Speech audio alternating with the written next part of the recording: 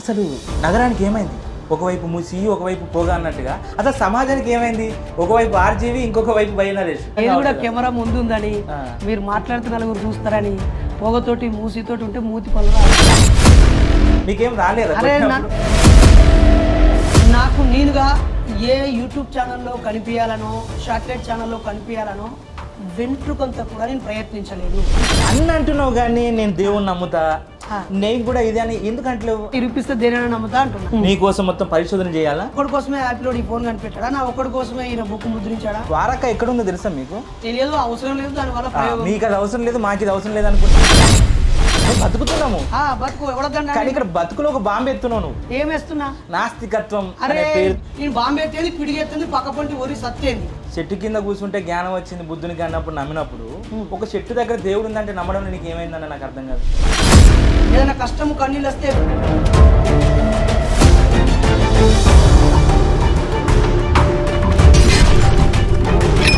మేము చాలా పవిత్రంగా భావించే ఈ భగవద్గీత మీద ప్రమాణం చేసి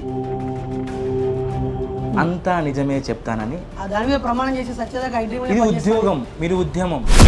ఉద్యోగానికి ఉద్యమం చాలా తేడా. ఉద్యమమే. ప్రతిజ్ఞ చేయమంటాను. నేను గొప్ప చెప్పట్లేదు, ఆల్టర్నేట్ ఇచ్చిండు, నువ్వేంది?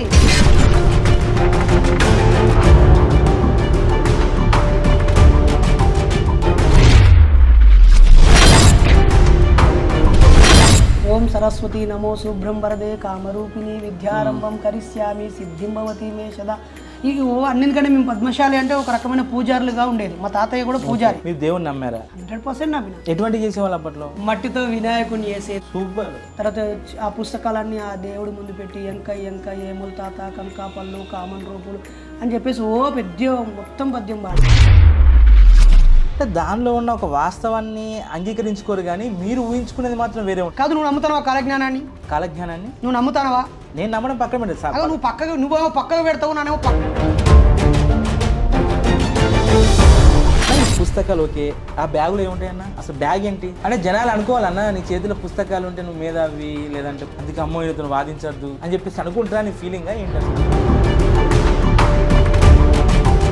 ఇంట్లో గెలిచి రచ్చ గెలవాలని అసలు ఇంట్లో మేల్కొల్పు చేశారా? అంటే మనం ఇంట్లో గెలవాలి కాబట్టి వాళ్ళు ఉన్నటువంటి కోపం మీ మీద దాడి జరిగినప్పుడు తల్లి ఆవేదన వేరే ఉంటుంది, భార్య ఆవేదన వేరే ఉంటుంది. అసలు వాళ్ళ ఫీలింగ్ ఏంటి? చాలా హారబుల్ బ్రదర్. చాలా గొప్ప నా భార్య అని మీరు ఫీల్ అయిన సందర్భం ఏంటి? అప్పుడు ఆమె నువ్వు నీ ఆశయం కోసం నడువు, నేను మన కుటుంబం వైపు నేను నడుస్తానని చెప్పి వాళ్ళ అమ్మను ఒప్పించి మా అమ్మను ఒప్పించి ఒక కఠినమైన నిర్ణయం తీసుకొని ఉద్యోగం కోసం, ఉద్యమం కోసం, నా ఆశయం కోసం తన కడుపులో ఉన్న చిన్న శిశువును చిదివేసి అలా ఆమెను కలిసినప్పుడల్లా ఒక్కో గాయము చూపించేది. కూర్చుని చదువుతూ ఉన్నప్పుడు 1 year అవుతుంది కదా, కూర్చుని లీక్ అవుతున్నట్టుగా అనిపించేది. పక్క వాళ్ళకి చెప్తే బాధపడుతామని చెప్పలేదు. పాలు ఎక్కెక్కి వస్తే బాత్రూమ్కి వెళ్ళి పిండి పారం.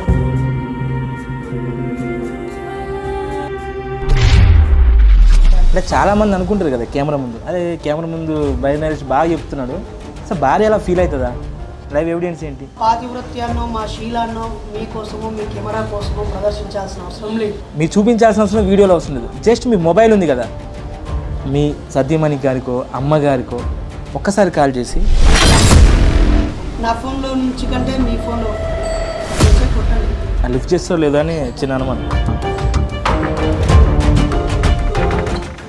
బహుశా లిఫ్ట్ చేయకపోవచ్చు ఫోను, ఎందుకంటే మాకు వచ్చే ఫోన్లో 90%. హలో అమ్మ నమస్కారం. అమ్మ నమస్తే అండి, ఎవరు? నా పేరు శరత్ అమ్మ, నేను ఐటీఎం నుంచి మాట్లాడుతున్నా. ఇప్పుడు నా ముందు బయనరేష్ గారు ఉన్నారు. సార్, నేను ఒక క్వశ్చన్ అడిగానమ్మా, రేపు మీకు ఏదన్నా అయితే ఇలాంటి ఉద్యమాల్లో ఇలాంటి థాట్ ప్రాసెస్లో ఏదైనా జరిగితే మీ భార్య ఎలా రియాక్ట్ అవుతుంది అని అడిగాను. దానికి అయినా నా ప్రాణాలు లెక్క చేయడం కాదు, మాకు ఒకటే ముందు జనాల్లో మార్పు, సమాజం మార్పు అంటున్నది. మరి మీ అభిప్రాయం ఏంటి ఆయన చెప్పిన విషయం? నిండు చంద్రుడు ఒకవైపు, చుక్కలు ఒకవైపు, నేను ఒక్కడిని ఒకవైపు లోకం ఒకవైపు. అలాంటి పదాలకు పర్ఫెక్ట్ నిర్వచనం ఒక మనిషి, ఒక ప్రతిరూపం మన ముందు ఉన్నాడు. ఆయనే బైనరీష్ గారు. బైనరీష్ అన్న నమస్కారం అన్న. నమస్కారానికి ప్రతి నమస్కారం పెట్టారు. అంటే మీ లోపల కూడా హిందుత్వం అది అంతా ఉంది, మళ్ళీ ఎందుకన్నా ఈ చాటు మాటలు, ఈ మతము, అది నాకు నమ్మకాలు లేవు అని అంటుంటారు. ఏంటి అసలు దాని ఉద్దేశము? అంటే ఇలా పెట్టడం అనేది హిందూ మతం వాళ్ళు మాత్రమే పెట్టాలి, బయట వాళ్ళు పెట్టద్దని అనే కానూన్ తీసుకొస్తే పెట్టకుండా ఉంటాం. మీకు ఏది కావాలన్నా రాజ్యాంగం నుంచి రాయాలన్నా, లేకపోతే అసలు అది దాన్ని అమలు చేయరా మీరు? అలా అమలు చేయడం అంటే వాళ్ళ వ్యక్తిగత సంస్కృతి, సాంప్రదాయాలు, ఆచార వ్యవహారాలు బాల్యం నుంచి అందిపుచ్చుకున్న వారసత్వంలో నుంచి ఆ ప్రవర్తనలు ప్రతిబింబిస్తాయి. నేను నాకు ఎదురుగా ఒక అన్నోన్ పర్సన్ కాబట్టి, నువ్వు ఒక అంబేద్కరిస్ట్ అయితే వెంటనే జై భీమ్ బ్రదర్ అనేవాడిని, ఒక కమ్యూనిస్ట్ అయితే రెడ్ సెల్యూట్ కామ్రేడ్ అనేవాడిని. ఇంకేదైనా నువ్వు సలాం అలేకు అన్నావు అనుకో, నా నోటితో సలాం అలేకు అనకుండా ఇలా అంట.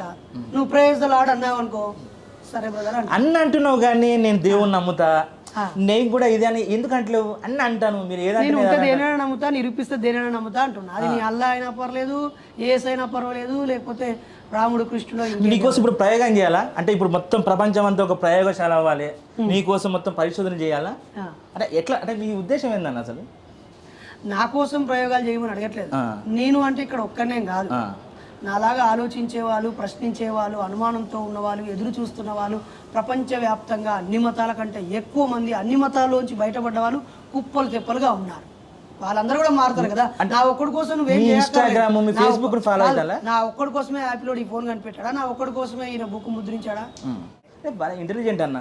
మనకొకటి ఇప్పుడు ఈ మధ్యలో యాడ్ ఒకటి ఉంటుంది, అసలు నగరానికి ఏమైంది, ఒకవైపు మూసి ఒకవైపు పొగ అన్నట్టుగా. అసలు సమాజానికి ఏమైంది, ఒకవైపు ఆర్జీవి ఇంకొక వైపు బైనరేష్. అంటే మరి ఇలా మూసి ఎవరు, పొగ ఎవరు? ఏమో మరి ఏం పొగ పెడతాను మీరు, ఏం మూస్తున్నారు? ఏది కూడా కెమెరా ముందు ఉందని, మీరు మాట్లాడుతూ నలుగురు చూస్తారని, పొగతోటి మూసితోటి ఉంటే మూతి పనులు రాలుతాయి. ఎవరు తప్పుగా మాట్లాడి తప్పు? అదే ఎవరైనా మాట్లాడితే అంతే కదా అన్న. మరి అంటే రాలేదు అన్నారు కొట్టినప్పుడు, మరి మీకేం రాలేదు? అరే నన్ను నువ్వు మూసితో పోలుస్తున్నావా, పొగతో పోలుస్తున్నావా? ఇది ఇంటర్వ్యూ కాదు, నా ఇంటర్వ్యూ. Okay, no problem. అంటే మీరు అడిగిన ప్రశ్నని నా ముందున్నటువంటి శరత్ అడిగినట్టుగా నేను ఫీల్ అవ్వట్లేదు. Okay, right. ఈ కెమెరా ముందు అడిగే ప్రతి ప్రశ్నకి నేను సమాజం నన్ను ఏం అడగాలనుకుంటుందో మీ నుంచి ప్రతిబింబిస్తుంది అనుకుంటున్నాను. ఓకే. సో దీని మీద నా అభిప్రాయం ఏందని తెలుసుకోవాలనుకునే వాళ్ళ కోసమే నేను చెప్తున్నాను. ఎగ్జాక్ట్లీ అదే కావాలి నాకు. నేనుగా ఏ యూట్యూబ్ ఛానల్లో కనిపించాలనో, శాటిలైట్ ఛానల్లో కనిపించాలనో వెంట్రుకంత కూడా నేను ప్రయత్నించలేదు.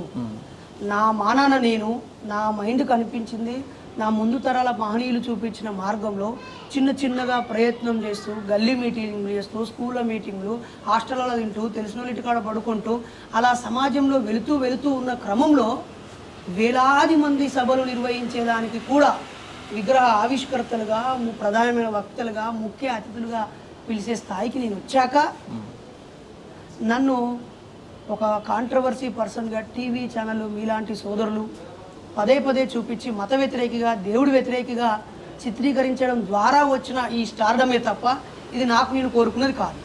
ఆ తర్వాత కూడా నా గురించి బయట తప్పుడు ప్రచారాలు ఎవడికి దోచినట్టు వాడు అనుకుంటాడు కాబట్టి, ఒరే అది కాదురా, నేను దేవుళ్ళకి తిట్టేటోని కాదురా, అలానే నేనే ప్రశ్నించాలా, అడగాలనుకునేటోని కూడా కాదురా, ఇది ఒక చార్వాక లోకాయతుల సిద్ధాంతం ఉంది.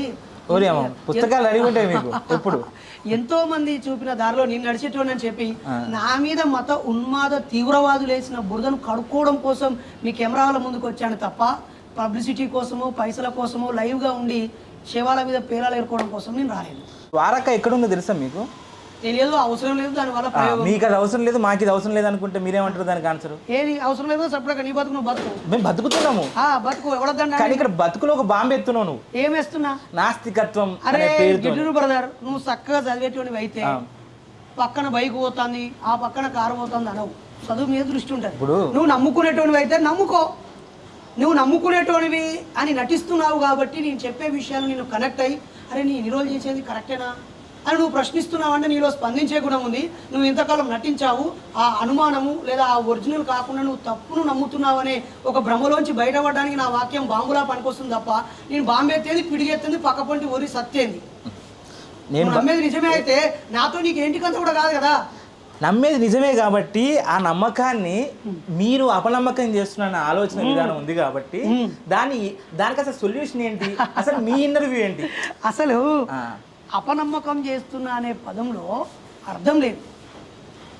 ఎలా?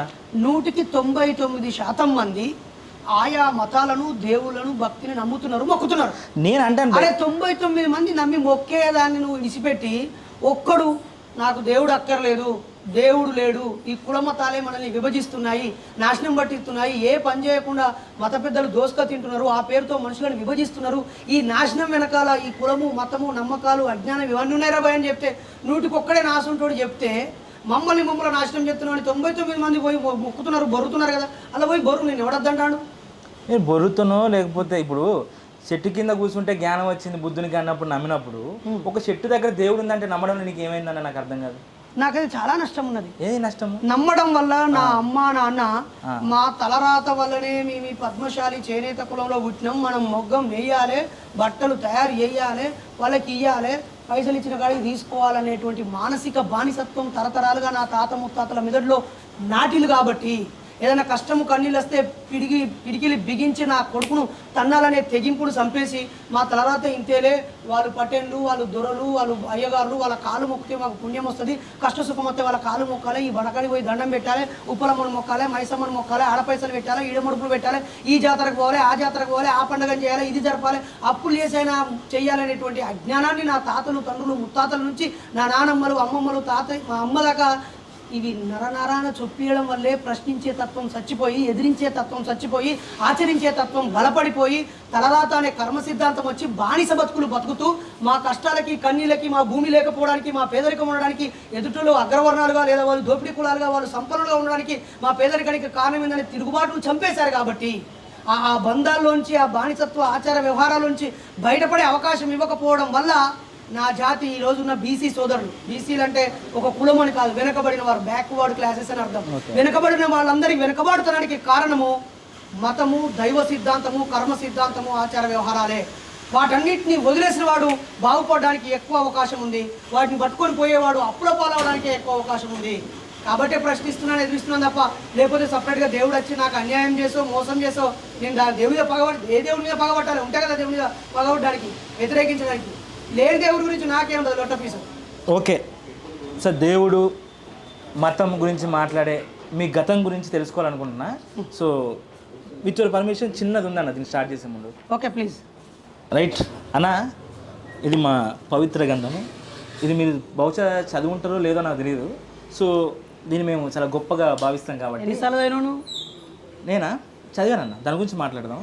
బేసిక్గా దీని మీద ప్రమాణం చేసి ఇప్పటిదాకా మీరు అంటే స్టేజ్ షోల మీద ఎప్పుడైనా మీరు మాట్లాడారా? అంటే 4600 ప్రసంగాలు ఇచ్చాను బిఫోర్ స్కూల్లో చాలా సార్లు ఇచ్చాను. అట్లే అంత గమ్మత్తుగా మాట్లాడుతున్నారు కదా, ఆ ఫ్లో అసలు నేను అసలు అనుకున్నాను త్రివిక్రమ్ గారి సినిమాలో మాట్లాడితే ఒక ఫ్లో, ఒక కంటెంట్ ఎలా అందుకుంటారో అంత కంటెంట్ అందుకున్నప్పుడు అనుకున్నా స్కూల్లో ఏదన్నా బాగానే స్టేజ్ స్పీచ్లు అవి విరదీశారని. సో ఇప్పుడు ఈ ఇంటర్వ్యూలో ఎస్పెషల్లీ మేము చాలా పవిత్రంగా భావించే ఈ భగవద్గీత మీద ప్రమాణం చేసి అంతా నిజమే చెప్తానని స్టార్ట్ చేద్దాం ఇంటర్వ్యూ. అంటే నేను ఇంతకుముందు చెప్పిందని అబద్ధమనా? ఏమో నేను అడుగుతున్నాను. మళ్ళీ మీరు చెప్పడంలో మీ ఉద్దేశం ఏంటి? అంటే మళ్ళీ మీద ప్రమాణం చేసి సత్యదాకా ఐ డ్రీమ్లే ఉంటా అని చెప్పగలవా? ఏమండి? ఆ దాని మీద ప్రమాణం చేసి సత్యదాకా ఐ డ్రీమ్లే. ఇది ఉద్యోగం, మీరు ఉద్యమం, ఉద్యోగానికి ఉద్యమం. నా ఉద్యమమే అజ్ఞానానికి వ్యతిరేకం, నా ఉద్యమమే మతంలో ఉన్న మూఢత్వానికి వ్యతిరేకం. నిజంగానే దీని మీద నేను ప్రతిజ్ఞ చేసి మాట్లాడేదంతా నిజమేనా నువ్వు నమ్ముతానంటే అసలు కోర్టులలో కూడా ఇది ఉపయోగించక్కర్లేదు. అంటే కోర్టులో ఉపయోగించింది అబద్ధమనా? 100%. ఎట్లా? అక్కడ ఏమంటారు తెలుసా, స్పష్టంగా నేను 4-5 సార్లు కోర్టుకు వెళ్లాల్సి వచ్చింది, సాక్ష్యం చెప్పాల్సి వచ్చింది. ఒక వ్యక్తిని చంపుతూ ఉంటే చూసిన వ్యక్తిగా వెళ్ళి సాక్ష్యం చెప్పాల్సి వచ్చింది. ఒక అన్యాయం జరిగితే మోసం చేసే వ్యక్తిని పట్టించి ఉద్యోగంలోంచి రిమూవ్ చేసినప్పుడు కోర్టు జడ్జి ముందు 5-6 సార్లు నేను జడ్జిని ఫేస్ చేశాను. అప్పుడు నా ముందు ఇలాగే పెట్టారు. పెడితే నేను అన్నాను నేను నాస్తికుడిని అని చెప్పాను. అప్పుడు వెంటనే ఆయన నాస్తికుడు, భగవద్గీత మీద ప్రమాణం చేసి అని చెప్పించక్కర్లేదు అని చెప్పి ఆత్మసాక్షిగా అని అనమన్నాడు. నేను ఆత్మలు, పునర్జన్మలు, దయ్యాలు, భూతాలు కూడా నమ్మను అని చెప్పాను. మరి ఆత్మ అని చెప్పవాయే, ఇది అని చెప్పవాయే, మరి ఎలా ప్రమాణం చేస్తావన్నాడు. అంటే నాకు నేనుగా ఒక స్థిమితమైన మనసుతో ఉండి చెప్తున్నాను, మంచి స్వచ్ఛమైన ఆలోచనతో ఉండి ఏ ప్రెజర్ లేకుండా చెప్తాను అని చెప్పాను. ఓకే అన్న, నువ్వు జడ్జి కంటే గొప్పనివా? దీని మీద ప్రతిజ్ఞ చేయమంటాను. నేను గొప్ప అని చెప్పట్లేదు, జడ్జి ఆల్టర్నేట్ ఇచ్చిండు, నువ్వేంది దీని మీద ప్రమాణం చేయమని చెప్పు. నేను నాస్తికున్నని తెలిసినా కూడా దీని మీద ప్రమాణం చేయమని అంటే నీ మైండ్ లో ఏమున్నట్టు? చెత్త ఏం లేదు, అసలు మీ చెత్త ఏంటో తెలుసుకుందామని. అది కంపోస్ట్, దాన్ని ఎరువుగా మారుదాం, ఆ చెత్తను బయటకు తీసుకొచ్చి సొసైటీకి పనికొచ్చి ఎరువుగా మారుదాం అనుకున్నాం. ఫస్ట్ కులమతాలు మలమూత్రాల వంటివి, వాటిని బయటికి తీసి ఎరువుగా మార్చి సమాజాన్ని బాగు చేయి. సార్ మీ గతం ఏంటి? అంటే ఇప్పుడు మీకు ఎంతనా వయసు? 41.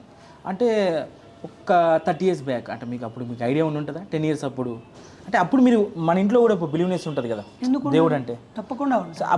అసలు మీ లైఫ్ ఏంటి, అసలు మీ బాల్యం ఏంటి, అసలు మీ బాల్యంలో మీరు దేవుని నమ్మారా? 100% నమ్మిన. ఎటువంటి చేసేవాళ్ళు అప్పట్లో? అప్పుడు చిత్ర కథలు ఉండే. ఎట్లా? మట్టితో వినాయకుని చేసేది. సూపర్. వినాయకునికి పూలు తెచ్చి పెట్టేవాడిని. అప్పుడు ఒక ప్రత్యేకమైన చెట్లు పూలు పూసే చెట్టు సీజన్ అనమాట, రైన్ సీజన్లో అవి తీసుకొచ్చి పెట్టేది. తర్వాత ఆ పుస్తకాలన్నీ ఆ దేవుడి ముందు పెట్టి ఎంకై ఏముల తాత కనకాపళ్ళు కామన్ రూపులు అని చెప్పేసి మొత్తం పద్యం పాడేది. ఓం సరస్వతి నమో శుభ్రం వరదే కామరూపిణి విద్యారంభం కరిష్యామి సిద్ధిం భవతి మే సదా. అన్నింటికంటే మేము పద్మశాలి అంటే ఒక రకమైన పూజారులుగా ఉండేది. మా తాతయ్య కూడా పూజారి. మా తాతయ్య పూజారి. మా ఊర్లో ఎవరికి నోములు ఉన్నవి దీపావళి సమయంలో మాకు నోములు ఉంటాయి. అలాగే వినాయకుని అంటే మా కులదైవంగా భావించేది. మార్కండేయ మంత్రాలన్నీ చదివించేది. భావన ఋషి చరిత్ర, కుల వృక్షము అన్నీ ఉండేది. నేను జమ్మికుంట గవర్నమెంట్ హాస్పిటల్లో పుట్టాను. 1982 ఆగస్టు 17. మీకోసం కూడా అమ్మ నాన్న దేవుని మొక్కేసాలు ఉంటాయి. కొడుకుని నాకు నేను పిల్లలు కనేటప్పుడు అయితే ఏ దేవుని మొక్కలేదు. ఒకవేళ దేవుని మొక్కితే పిల్లలు పుడతారంటే ఇప్పుడు పిల్లలు పుట్టకుండా ఉండేటోళ్ళు అందరూ మొక్కలేదని అర్థమా, లేక వాళ్ళ మొక్కలు అర్థం లేదని అర్థమా, లేకపోతే వీళ్ళతో ఇంకా ఎక్కువ కాలం మొక్కించుకోవాలని కుట్రతో పుట్టియకుండా ఆపినని అర్థమా? ఇంత ఆలోచన విధానం ఇవన్నిటికంటే కూడా వాళ్ళు ఒక పాజిటివిటీని ఎంచుకుంటున్నారు. అంటే భగవంతుడు అంటే మాకు ఒక పాజిటివ్ ఎనర్జీ అని అనుకుంటున్నారు. మీరు ఎందుకు అలా అనుకునే వాళ్ళని నేను తప్పు పట్టలేదు ఎక్కడ. అంటే దానిలో ఉన్న ఒక వాస్తవాన్ని అంగీకరించుకోరు, కానీ మీరు ఊహించుకునేది మాత్రం వేరే ఉంటుంది. అంటే మీకు కావాల్సినవి మాత్రం వేరే ఉంటాయి. అంటే రెగ్యులర్గా ఇప్పుడు నువ్వు నమ్ముతావా కాలజ్ఞానాన్ని? నువ్వు నమ్ముతానవా? నేను నమ్మడం పక్కన పెడతాను. నువ్వేమో పక్కకు పెడతావు, నానేమో పక్కకు పెట్టుకుంటా పక్కన పెట్టుకుంటావు. పక్కన ఎందుకు పడవాలంటే మీరు చెప్తున్నారు కదా, మీ వాదన దైవత్వం లేదు దేవుడు లేదు అనే వాదన నుంచి కాలజ్ఞానం అనేది ఒక దేవుడే రాశాడు, బ్రహ్మం గారు మాకు దేవుడు, ఆయన రాసింది మాకు వేదం. అస్సలే కాదు, ఆయన దేవుడు కాదు, ఒక గొప్ప ఆలోచన పరుడు, ముందు చూపు ఉన్నటువంటి వ్యక్తి, ఊహించినటువంటి వ్యక్తి. ఆ ఊహలే నిజం జరిగితే సంతోషం, నిజం జరగకపోతే పోతాయి. ఇప్పుడు మేము పిహెచ్డి చేసేప్పుడు మా థీసిస్కి ముందే సినాప్సిస్లో హైపోథీసిస్ రాయాలి, అంటే ఊహ పరికల్పనలు. అంటే నా పరిశోధన ద్వారా ఈ సమస్యని గుర్తిస్తానేమో అనుకుంటున్నాను, దీనికి పరిష్కారం దొరుకుతుందేమో అనుకుంటున్నాను, లేదా ఇలా చేయాలనుకుంటున్నాను, ఇది ఉంది కావచ్చు అని ఆలోచన చేసి అది పరిశోధన చేసి నేను అనుకున్నది జరగవచ్చు జరగకపోవచ్చు. ఎందుకు ఇక్కడ నాకేమర్థమవుతుందంటే అన్న మీ గురించి, మనం చిన్నప్పుడు పుస్తకాలు చదువుకుంటాం, పుస్తకాలు అందరూ చదువుకొని పరీక్షల్లో ప్రశ్నలకి ఆన్సర్లు రాసుకోవడం కోసం చదువుకుంటాం.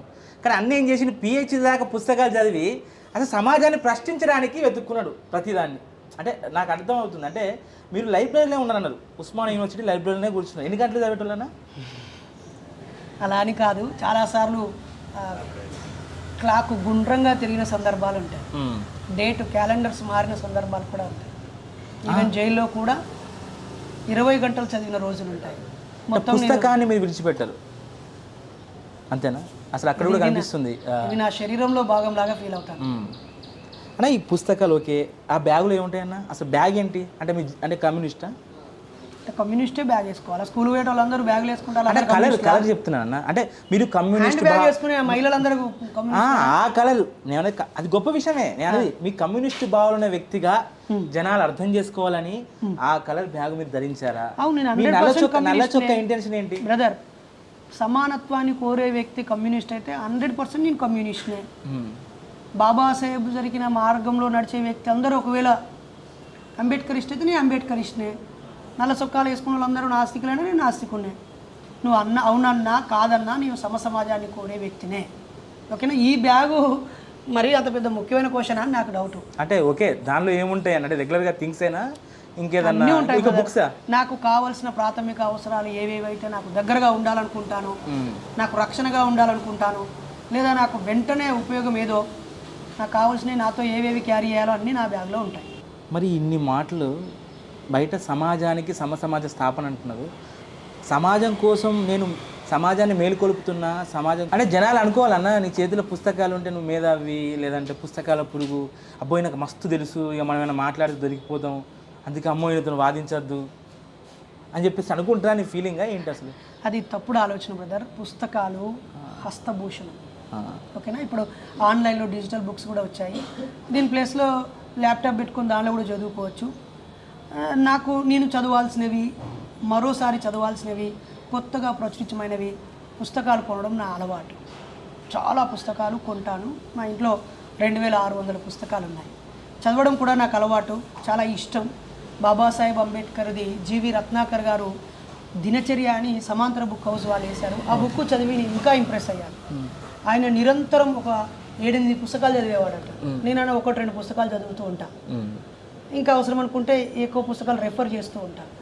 చదివే అలవాటు ఉన్నోళ్ళు ఎవరైనా, చదవాలనే ఆసక్తి ఉన్నోళ్ళు ఎవరైనా, విద్యావంతులు ఎవరైనా ఖచ్చితంగా పుస్తకాలు చేతపట్టుకొని ఉండండి.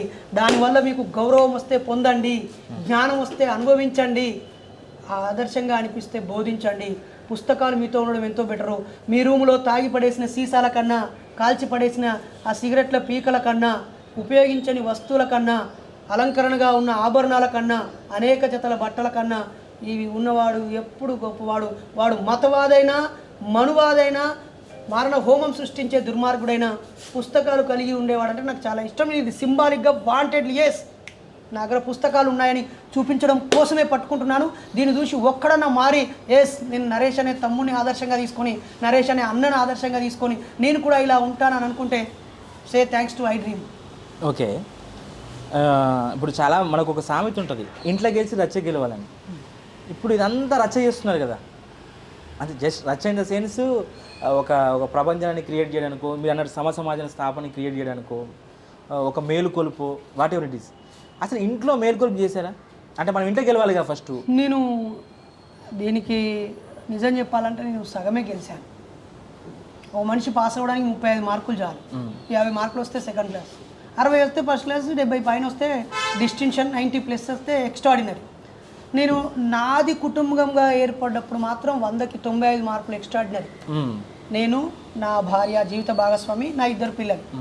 ఇది నా కుటుంబం అనుకుంటే నేను 95% మార్క్స్. ఇంకా 5 మార్కులు ఎందుకు రాలేదంటే, నిన్న నేను ఒక ఇంటర్వ్యూకి వెళ్తే బ్రదర్ మీ పదాల్లో కొన్ని చోట్ల పురుషాధిక్య పదం కనిపించింది, ఒక పదం మనువాదాన్ని లేదా మతాన్ని ప్రతిబింబించే పదం వచ్చింది, ఇది ఒక రకంగా ఇందాక మీరు మాట్లాడుతూ కూడా ఇది భూతు పదం కదా అన్నారు. అంటే నన్ను నేను సంస్కరించుకోవాల్సినవి, నా కుటుంబాన్ని మార్చుకోవాల్సినవి కూడా కొన్ని. అందుకని నా కుటుంబం, నేను, నా భార్య, నా 2 పిల్లలైతే నేను మార్చుకున్నాను 95 మార్కులు. నాకు ఒకవేళ ఇంకా తక్కువ అయితే మీరు ఎంత వేసుకోరు, కానీ ఐఎమ్ క్లియర్ అబౌట్ దట్.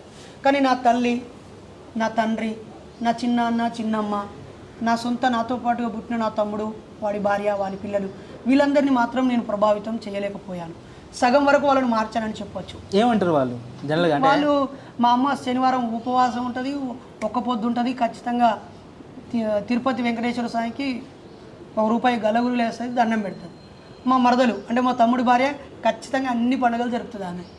మా తమ్ముడు అన్ని మాలలు వేస్తాడు. అంటే మా చిన్నాన్న అయ్యప్ప మాల వేస్తాడు. నా చుట్టూ భక్తులు ఉంటారు. కానీ వాళ్ళకి నాకు ఎప్పుడు నేను అనేక ప్రశ్నలు సంధిస్తూ ఉంటాను, ఆలోచింపజేస్తాను.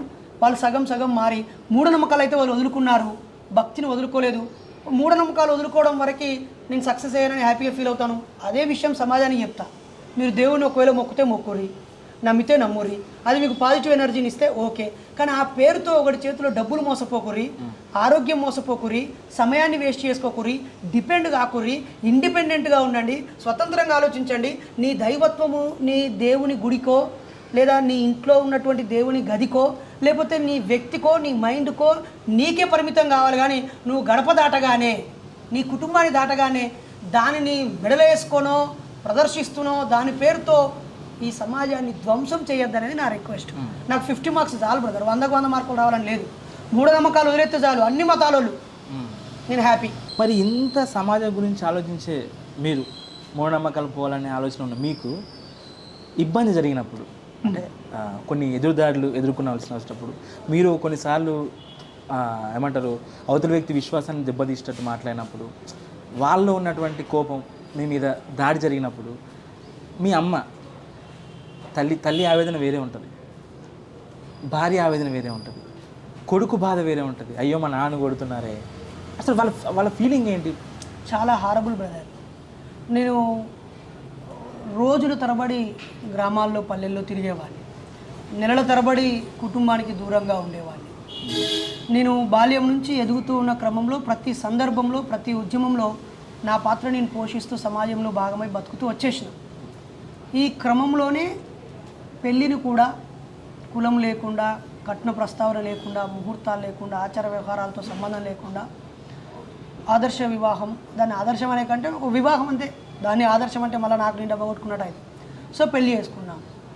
అప్పుడే నేను నా జీవిత భాగస్వామికి చెప్పాను, నా వ్యూ ఇది, నా జీవన విధానం ఇది, నా ఆలోచనలు ఇవి, వీటితో మీరు కలిసి ప్రయాణిస్తానంటే మీ వ్యక్తిగత స్వేచ్ఛ, మీ గౌరవానికి ఎక్కడ భంగం వాటిల్లదు, కలిసి జీవించాలనుకుంటే మీరు చెప్పండి అన్నాను. అలా ఆమె యాక్సెప్ట్ చేసింది కాబట్టి ఆమెతో నాకు పెద్ద బాధ లేదు. అలాగే మా పిల్లలు బైబర్త్ ఉగ్గుపాలతోనే, మేము మా ఆలోచనతోనే మా కడుపులోనే పుట్టారు కాబట్టి మా దారిలో వాళ్ళని పెంచుతున్నాము. మాకంటే బాగా లోతుగా ఆలోచిస్తారు, అప్డేటెడ్గా ఉంటారు, చలాకీగా ఉంటారు, క్రియేటివ్గా ఉంటారు. సరే మా పిల్లలు మాకు గొప్ప కావచ్చు, మాకంటే గొప్పగా బయట వాళ్ళు ఎంతోమంది ఉండవచ్చు. కానీ మా అమ్మ మాత్రం చాలా సఫర్ అయింది.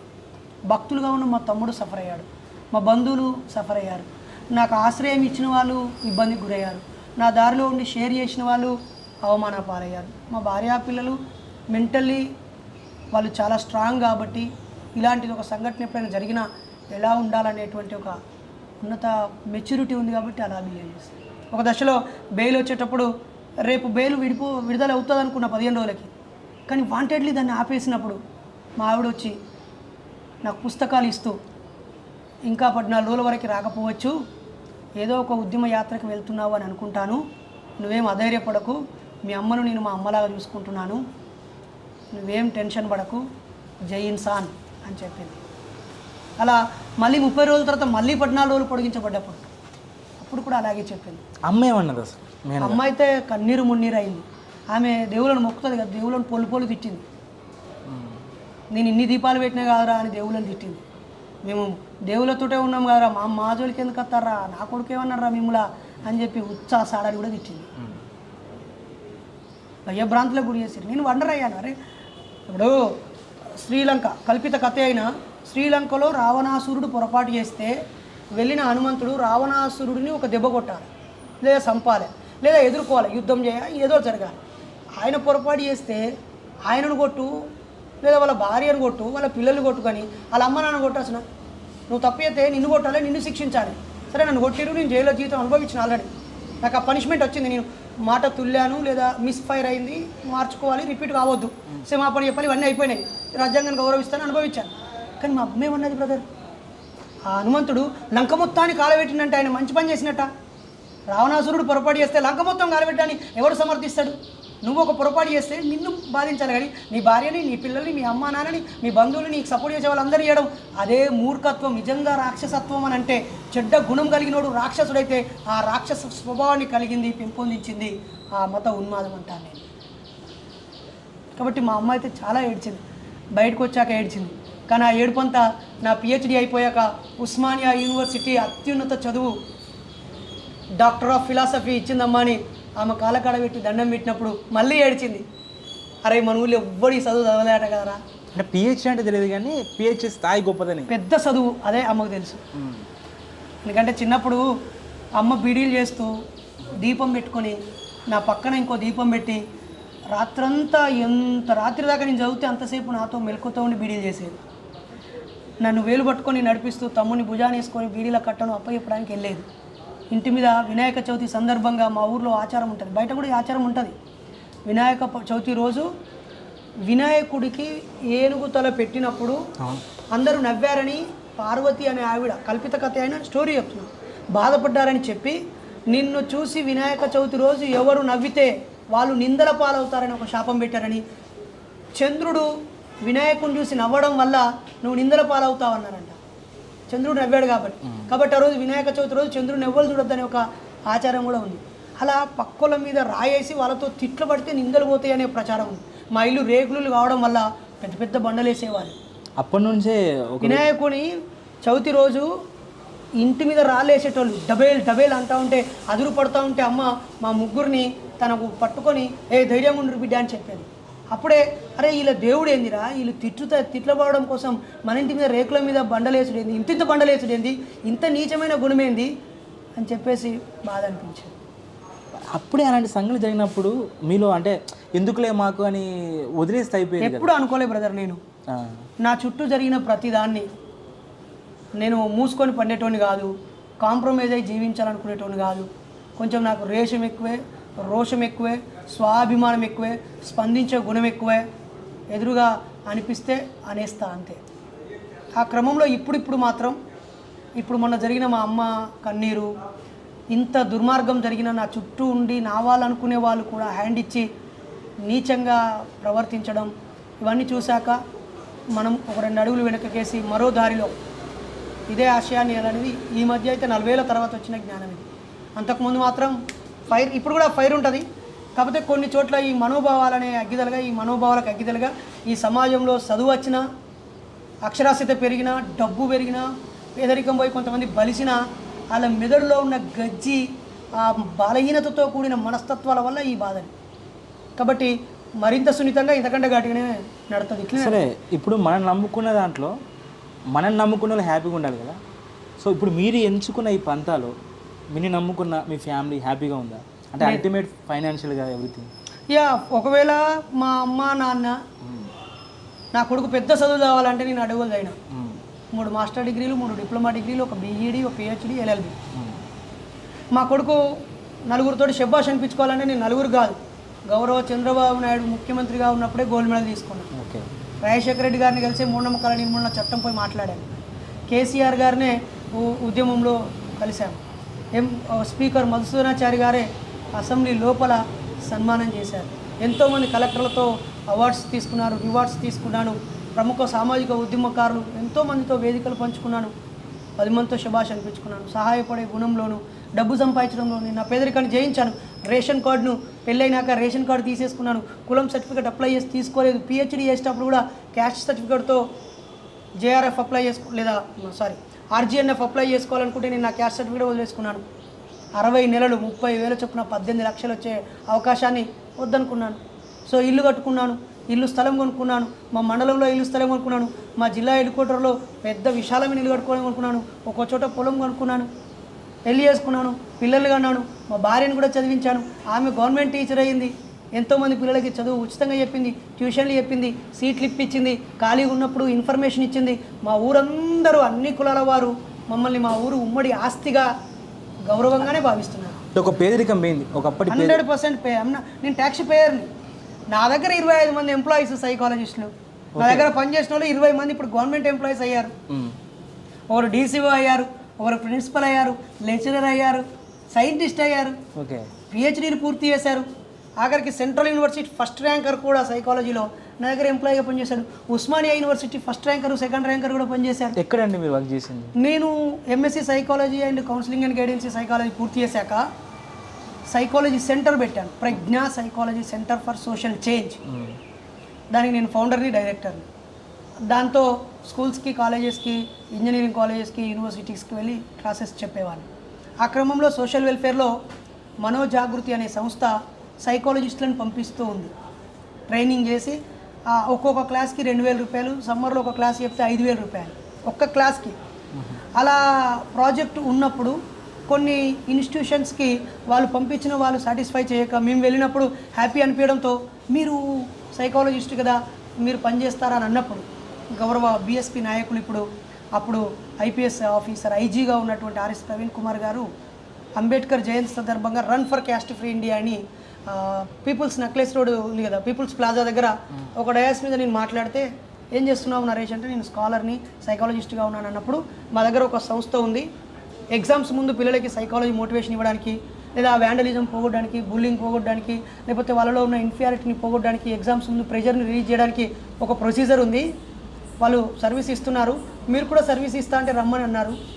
నేను సైకాలజిస్టులను పట్టుకొని వెళ్ళాను, ఎగ్జామిన్ చేశారు, మా ప్రాజెక్ట్ ఓకే చేశారు. అలా 286 విద్యా సంస్థలకి నేను 25 మంది సైకాలజిస్టులని ట్రైనప్ చేసి ఒక్కొక్క స్కూల్కి పంపించేవాడిని. అలా నాకు 40,000 సోషల్ వెల్ఫేర్ నుంచి, 40,000 ట్రైబల్ వెల్ఫేర్ నుంచి, అలాగే కేజీబీవీల నుంచి, డిగ్రీ కాలేజెస్ నుంచి నా దగ్గర పనిచేసే వాళ్ళు ఒకరు రాకపోతే వాళ్ళకి డబ్బులు నాకు వచ్చేవి. అలాగే సమ్మర్లో క్యాంపులు నిర్వహించేది, పేరెంట్స్కి ట్రైనింగ్ ఇచ్చేది, అలాగే టీచర్స్కి ట్రైనింగ్ ఇచ్చేది, ప్రిన్సిపాల్స్కి ట్రైనింగ్ ఇచ్చేది, స్టూడెంట్స్లో సెలెక్టెడ్ పిల్లలకి క్యాంపులు నిర్వహించేది. ఒక్కో క్లాస్కి 5,000 తీసుకునేది, ఒక్కో క్యాంపుకు 50,000 తీసుకునేది. వెల్ సెటిల్, నేను ట్యాక్సీ పేయర్నండి. ఓకే, మరి ఇప్పుడు ప్రజెంట్ అసలు ఇలా ఉంది? ఇప్పుడు నాకు 2017లో ఒక ఇన్సిడెంట్ జరిగింది. నాతో పాటు పనిచేసే నా ప్రాణ స్నేహితుడు, నా తమ్ముడు, నేనే వాడికి పెళ్లి చేశాను. వాళ్ళ పిల్లలు పుట్టినప్పుడు ప్రత్యామ్నాయ సంస్కృతిలో కార్యక్రమం చేశాను. వాళ్ళ జీవితంలో ఇళ్ళకు వచ్చిన ఏదైనా చేసాం. వాళ్ళ భార్య చనిపోయింది. చనిపోతే ఆమె బెడ్ మీద ఉండి, నేను చనిపోతే నా బాడీని మెడికల్ కాలేజీకి మీరే దగ్గరుండి ఇవ్వండి అన్న నా చేతిలో మాట తీసుకొని నేను ఇంటికి వెళుతూ ఉంటే గంట సేపు ప్రయాణం చేశాక చచ్చిపోయిందని ఇన్ఫర్మేషన్ వచ్చింది. బాధపడి ఆ తర్వాత వెనక్కి వెళ్ళి ఆ దహన కార్యక్రమాల కోసం తీసుకెళ్ళి బాడీ అక్కడ పెట్టి ఫేస్బుక్లో పెట్టా. రేపు నాస్తికులు నల్ల చొక్కాలు వేసుకొని రండి, సైంటిఫిక్ స్టూడెంట్స్ ఫెడరేషన్ నాయకులు నాస్తికులు, ఇదిగో మనం పెళ్లి చేసిన సోదరి చనిపోయింది, గొర్రె శ్రీనివాసు, అమ్మాయి పేరు గొర్రె రాణి. నా జీవితంలో టర్నింగ్ పాయింట్ ఆమెకు జోహార్లు. ఎవరండి? గొర్రె రాణి. గొర్రె రాణి చనిపోయింది. తెల్లవారేసరికి 300 మంది నల్ల చొక్కాలు వేసుకొని వచ్చింది. మేమే బొంద తవ్వినాం, మేమే ఊడ్చినాం. అక్కడ ప్రత్యామ్నాయ సంస్కృతి తీసేసి నలుగురు కలిస్తే ఏం చేయొచ్చో చేశాం. ఆడవాళ్ళే ఆ శవాన్ని మోసారు, ఎవరు ఆడవాళ్ళు మోయరు. ఆ కార్యక్రమం అయిపోయాక రౌండ్గా నించున్నప్పుడు అడిగారు, అన్న నువ్వు ఒకప్పుడు జబ్బకు సంచేసుకొని హాస్టల్లో తిరిగినప్పుడు ఒక నరేష్ అన్న ఉండేది, సైకాలజీ క్లాసులు చెప్పినప్పుడు ఒక అన్న ఉండేది, కానీ ఇప్పుడు నువ్వు సోషల్ వెల్ఫేర్లో, ట్రైబల్ వెల్ఫేర్లో, కస్తూర్బా గాంధీలో, డిగ్రీ కాలేజీలో సైకాలజిస్ట్గా ఉండి తెలంగాణ ఉద్యమం అప్పుడు తెలంగాణ ఉద్యమకారుడుగా కనిపించావు, కానీ ఇప్పుడు డబ్బు వెనకాల వెళ్తున్నావు అన్న. ఇల్లులు, పొలాలు, ఇళ్ల స్థలాలు, భవనాల వెనకాల వెళ్తున్నావు. నేను నమ్మి నీ ఆలోచనతో వచ్చిన వాళ్ళం చాలామంది ఉన్నాం, కానీ నువ్వు ఒక సైకాలజిస్ట్గా ఒక్కో రోజు ఒక క్లాస్ చెప్పి 5,000 తీసుకునే వ్యక్తిగా, ఒకటే రోజు 2 చోట్లకు వెళ్ళి 2, 5, 10,000 తీసుకునే వ్యక్తిగా ఏం సంపాదిస్తావు అన్న? 8 లక్షలు సంపాదిస్తావు, ఎన్నికోడు సంపాదిస్తావు అని నన్ను సూటిగా ప్రశ్నించారు. అప్పుడు నా జీవిత భాగస్వామి నా భార్య చెప్పింది, నేను ఒక గవర్నమెంట్ టీచర్ని, ఇప్పుడు నాకు 70,000 పైన వస్తున్నాయి, ఇప్పుడు 1 lakh పైన వస్తున్నాయి. ఇంతమంది ప్రేమన, డబ్బు సంపాదిస్తే మన ఊళ్ళో అందరికంటే ధనవంతులు అవుతావు, జిల్లాలో ధనవంతులు అవుతావు కావచ్చు, కానీ సమాజ అవసరం కోసం పనిచేయాలి. నన్ను పెళ్లి చూపులకు వచ్చినప్పుడు మాట్లాడిన మాటలు గుర్తున్నాయని నన్ను అడిగింది. ఆ రోజు నేను సమాజం కోసం పనిచేస్తా, జబ్బకు సంచి చేసుకొని పోతా, మనకి ఇల్లు ఉండదు, కారు ఉండదు, బంగ్లా ఉండదు, అత్తయ్య లేకపోతే లేదు, సమాజం మార్పులో నా పాత్ర పోషిస్తా అన్నావు, కానీ 3-4 ఏళ్ళుగా నువ్వు ఇంటికి కూడా చక్కగా అత్తలేవు, ఓ క్లాస్ ఇంకో ఓ క్లాస్ అని కొట్టుకుపోతున్నావు. వాళ్ళందరూ కోరింది నిజమే, నువ్వు వారానికి ఒక్కసారి ఇంటికి వచ్చినా మంచిదే, కానీ సమాజం కోసం పనిచేయమని నా భార్య నాకు షేకాన్ని ఇచ్చి కారు కొనిచ్చింది. 1,00,000 రూపాయలు డిపాజిట్ చేసి కారు తీసుకొని ప్రతి నెల 12,000 నేను కడతా ఈఎంఐ, నువ్వు కారులో వెళ్ళు, ఒక్కడి కాదు 4గురిని తీసుకొని వెళ్ళు, 4గురు నీలా తయారు చేయమని. అట్లా నేను ఒక 1,100 మందిని నా కారులో ట్రైనింగ్ ఆన్ వీల్స్ అనే ప్రోగ్రాంలో ట్రైనింగ్ ఇచ్చాను. అలా ఆ రోజు తీసుకున్న నిర్ణయంతో సోషల్ వెల్ఫేర్, ట్రైబల్ వెల్ఫేర్లో నాకు ఒక 7-8 లక్షల రూపాయలు వచ్చే పెండింగ్ వర్క్స్ ఉన్నా, అసలు ఆ వర్క్స్ కోసం, ఆ పెండింగ్ డబ్బుల కోసం కూడా ఆలోచించకుండా సమాజం వెనుక వెళ్ళిపోయా.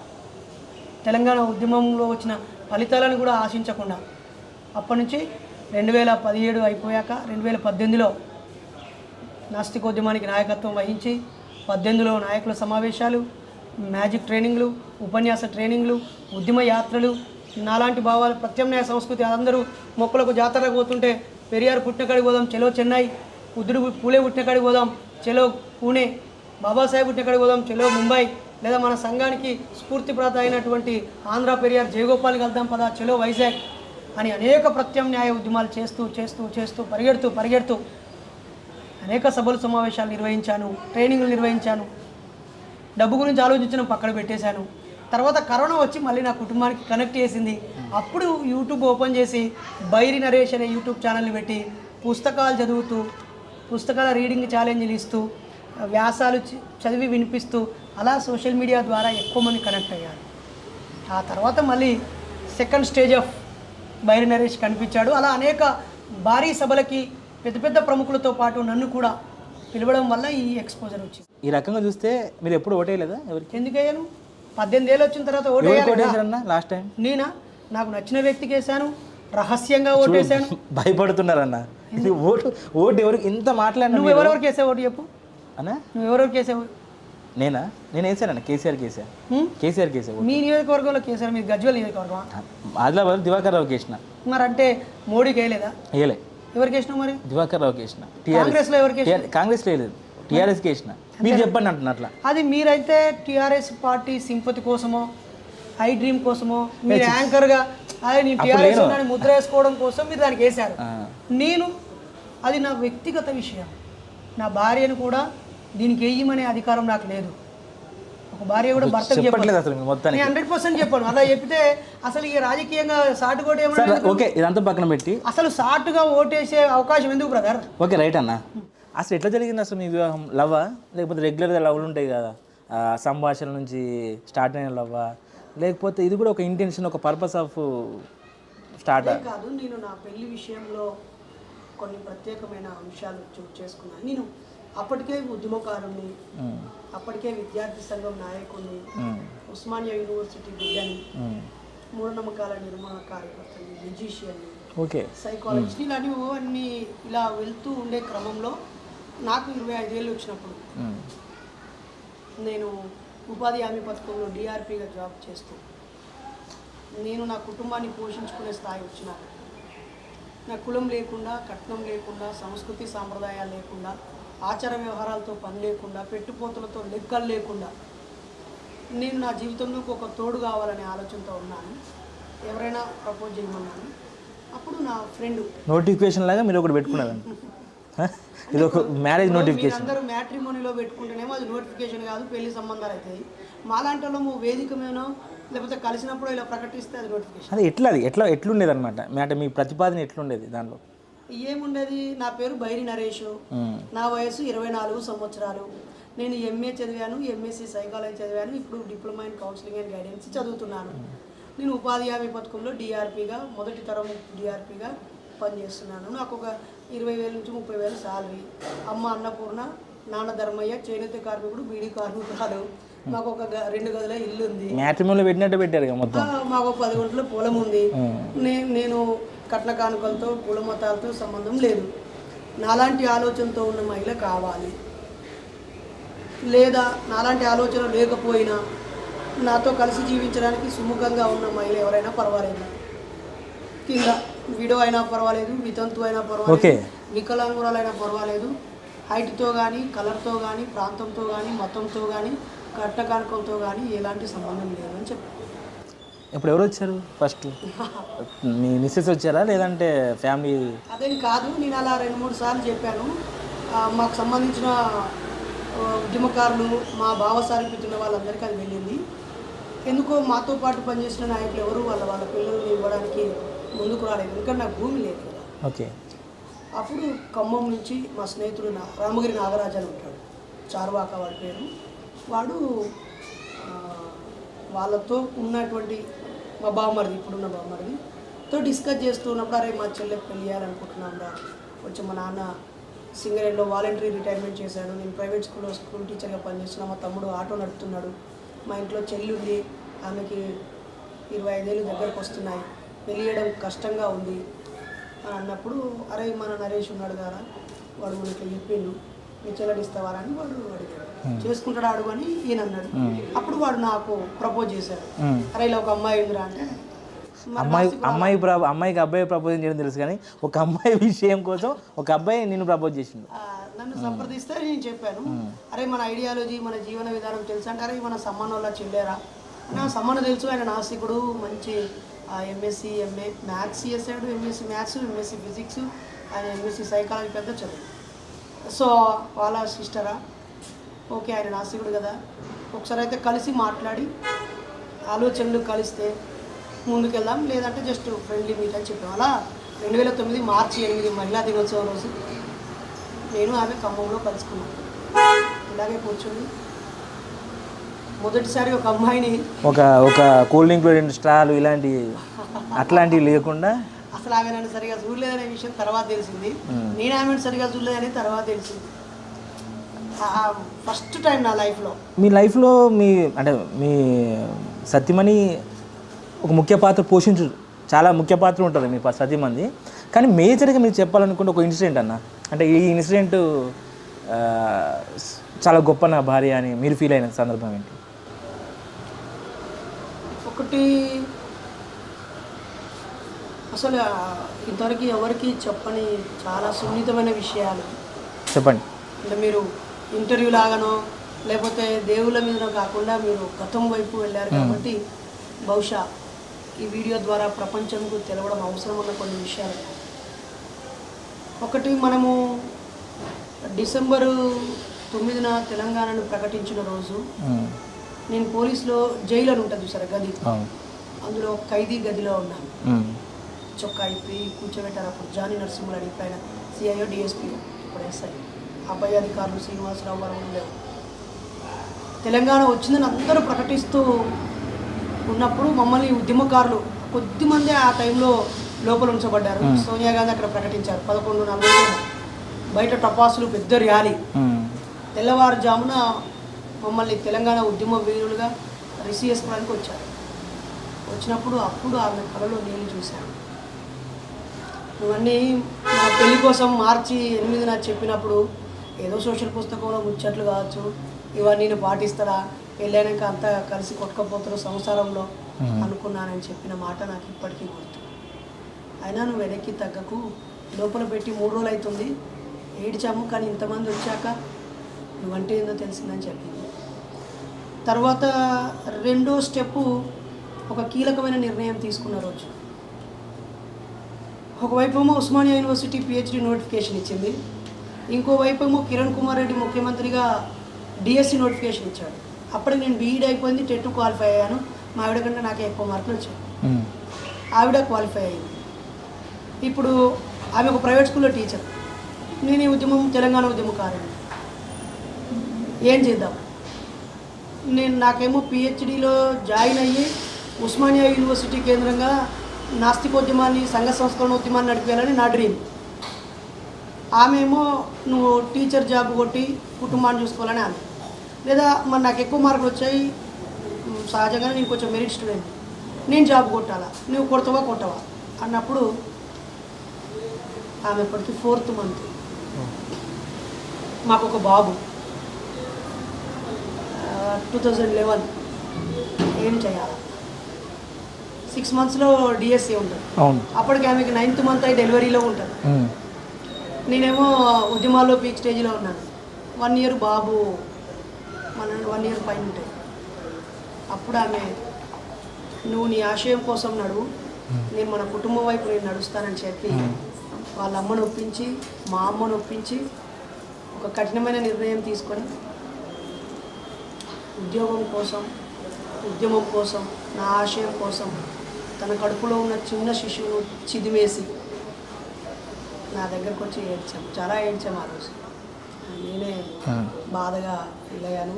ఆ రోజు సారీ చెప్పాను. అది ఇప్పటికీ ఆమె కళలోకి చూసి నేను ఆ యొక్క ఆన్సర్ చెప్పలేను, కళలోకి చూసి మాట్లాడలేను. అలా ఆమె చేసి ఆ వెంటనే ఉస్మానియా యూనివర్సిటీకి ఎంట్రన్స్ రాసి ఆమె క్యాంపస్ సీటు 11 ర్యాంకు కొట్టి ఆర్ట్స్ కాలేజీలో ఎంఏ హిందీ చేస్తూ డిఎస్సి కోసం కోచింగ్కి ఆమె వెళ్ళడం. నేను ఆ పిహెచ్డి ఎంట్రన్స్ రాసి డిఎస్సి వైపే చూడకుండా ఈ అడ్మిషన్ లేట్ అవుతుందని చెప్పి కాకతీయ యూనివర్సిటీలో ఎంహెచ్ఆర్ఎం రాసి అప్పటికప్పుడే రాసి నోటిఫికేషన్ గ్యాప్లో రాసి అక్కడే ఉండి నేను ఉద్యమం చేశాను. ఆమె ఉద్యోగం కోసం ప్రిపేర్ అయ్యి ఎగ్జామ్ రాసి 92 ర్యాంక్ వచ్చింది ఆమెకు. సో మా పక్కూరులోనే మోడల్ స్కూల్లో ఆమె ఓపెన్ కేటగిరీలో జాబ్ సంపాదించింది. అలా ఆమెను కలిసినప్పుడల్లా ఒక్కో గాయము చూపించేది. లేదు నిన్న మా హాస్టల్కి వంట మనిషి ఒక చిన్న పాప వచ్చింది, మన బాబాయ్ గుర్తుకొచ్చిపోయి వాడిని ముద్దు పెట్టుకున్నాను. తర్వాత కూర్చుని చదువుతూ ఉన్నప్పుడు 1 year అవుతుంది కదా, కుట్లు లీక్ అవుతున్నట్టుగా అనిపించేది. పక్క వాళ్ళకి చెప్తే బాధపడతామని చెప్పలేదు. పాలు ఎక్కెక్కి వస్తే బాత్రూమ్కి వెళ్ళి పిండి పారబోసేదాన్ని అని ఆమె చెప్తూ ఉంటే అసలు ఆ తల్లి త్యాగము అసలు ఎవరికి ఒక్కోసారి ఈ సమాజం మిస్అండర్స్టాండింగ్ చేసుకొని మా ఇంటిని తగులబెడతామని వచ్చినప్పుడు, నన్ను కొట్టినప్పుడు కలిగిన బాధ కంటే అప్పుడు కలిగిన బాధనే పెద్దది. అలా ఆమె రాయడము, ఆమెకు జాబ్ రావడము, కుటుంబాన్ని ఆమె చూసింది, అలా ఉంటాయి. ఒకసారి అయితే నువ్వు ఎక్కడున్నావు అంటే నేను సైకాలజీ క్లాస్లో ఉన్నాను, రేపు ఏముంది అంటే రేపు వారం రోజులు ఇటే ఉంది అని అన్నాను, నేను ఏజెన్సీలో ఉన్నాను, నువ్వు ఇంటికి వచ్చాయాలి. ఏందిరా అంత నువ్వు ఎప్పుడు అనవు కదా అంటే, నీ బట్టలు ఉతుకుతుంటే నీ జోబులో ఉన్న పాస్ ఫోటో దొరికితే దాన్ని బెడ్ మీద పెట్టి డాడీ డాడీ అని పిలుస్తున్నాడు చిన్నోడు, నేను వాడికి ఏం చెప్పాలి అంటే, లేదు బుజ్జి నేను ఇప్పుడు ఆల్రెడీ క్లాస్ అయిపోయింది, రేపు ఎల్లుండి షెడ్యూల్ ఇచ్చాను, నేను నెక్స్ట్ వీక్ దాకా రాలేదంటే ఏమనుకోవద్దు, దయచేసి వచ్చి కనిపించిపోండి. అలా చాలా జ్ఞాపకాలు ఉన్నాయి. నేను కుమిలిపోతూ జైల్లో ఆవిడ త్యాగానికి ఈరోజు ప్రతిఫలం ఏమైనా లభించిందా? లభించింది. నేను 28 ఏళ్ళుగా నాస్తికోద్యమం ఊపిరిగా జీవించి అవమానాలు భరించి నడిపిస్తున్న క్రమంలో నేను డబ్బు కోసమే ఈ సంఘాన్ని నడిపిస్తున్నానని, పేరు కీర్తి కోసమే ఈ సంఘాన్ని నడిపిస్తున్నానని, వన్ మ్యాన్ షో చేస్తున్నానని నా చుట్టూ ఉన్న వాళ్ళు చేరి కాకుల్లా గద్దల్లా అవి పొడుస్తూ ఉండడమే మాకు ఫలితం. నిన్నగాక మొన్న ఏదో న్యూస్లో చూశాను, బైరి నరేష్ను బాణాసా నుంచి శాశ్వతంగా బహిష్కరిస్తున్నామని అనిపించింది. నిజంగానే బహిష్కరించాలి మమ్మల్ని, ఎందుకంటే కడుపులో ఉన్న కణాలను చిదివేసుకోవడం, రాత్రనక పగలనక తిండి తికన లేకుండా ఈ రాష్ట్రంలో నేను పడుకొని బస్టాండ్ లేదు, నేను నిద్రపోని రైల్వే స్టేషన్ జంక్షన్ లేదు, ఏ రోజు రిజర్వేషన్లో పోయిన దాఖలాలే లేవు నాకు. ఎందుకు అలాంటి పరిస్థితి ఏముంది? ప్రయాణాలు, పేదరికం, అవసరాలు, అనుకోని ప్రయాణాలు. ఎవరు దీనికి ముందే పాన్పు కాదు కదా, రోడ్ వేసినాక పోవడం వేరు కదా, గతుకుల రోడ్లు వేసుకుంటూ ఉద్యమాన్ని అంటే మీరు ఒక మహాత్మా గాంధీగా అంటే అలా అసలు ఆ ఇంటెన్షనా, లేదంటే ఒక మార్పు కోసం అంత చేయడం ఏముంది? అంతే. నాకు ఇంతకంటే తీవ్రమైన పరిస్థితులు ఎదుర్కొని సమాజ మార్పు కోసం జీవితాలను త్యాగం చేసిన జ్యోతిరావు పూలే, సావిత్రిబాయి పూలే దంపతులు మాకు ఆదర్శం. పెరియార్ రామస్వామి, కన్నమ్మాళ్ళు, నాగమ్మాళ్ళు, మణియమ్మాయి వాళ్ళు మాకు ఆదర్శం. బుద్ధుడి త్యాగం ముందు మేమెంత, బాబాసాహెబ్ త్యాగం ముందు మేము ఒక వెంట్రుకంత. మాకు స్ఫూర్తిదాతగా ఉన్నటువంటి జయగోపాల్ గారు కూడా ఎన్నో కష్టాలు అన్నారు. అలా చేశాము. కానీ ఈ మధ్య మాత్రం ఈ మధ్యనే వారం 10 రోజుల క్రితం మా భార్య చెప్పింది, మనం ఒక కొత్త దారి వేద్దాం, అనుమానాల దారి, అవమానాల దారి, చీత్కారాల దారి మనకు అక్కర్లేదు చెప్పి బాణాసాను వీడాలని నిర్ణయం తీసుకున్న రోజు ఇద్దరం బాగా దుఃఖించాం. ఇప్పుడు మేము కుల మత రాజకీయాలకు అతీతంగా ఒక కొత్త ప్రజా ఉద్యమాన్ని, అది కూడా సాంస్కృతిక రాజకీయాలు చేసే రాజకీయ ఉద్యమం, ఓట్ల రాజకీయం, పార్టీ రాజకీయం, సీట్ల రాజకీయం కాదు, ప్రజల్ని సాంస్కృతికంగా మార్చాలనే ఒక చిన్న ప్రయత్నం. మహనీయులు వేసిన దారి, సావిత్రిబాయి పూలే, జ్యోతిరావు పూలే స్థాపించిన సత్యశోధక సమాజ్ లాగా, పెరియార్ రామస్వామి గారు స్థాపించిన సెల్ఫ్ రెస్పెక్ట్ మూమెంట్, స్వ అభిమాన ఉద్యమం, ఆత్మగౌరవ పోరాటం అంటారు, అలాంటి పోరాటం లాగా, బాబాసాహెబ్ స్థాపించిన పీపుల్స్ ఎడ్యుకేషనల్ ట్రస్ట్ లాగా నేను నా జీవిత భాగస్వామి ఇద్దరమే మూఢనమ్మకాల నిర్మూలన దాంతో ముందడుగు వేస్తున్నాం. పర్సనల్గా చాలా ఇబ్బందులు పడతారు కదా దానివల్ల.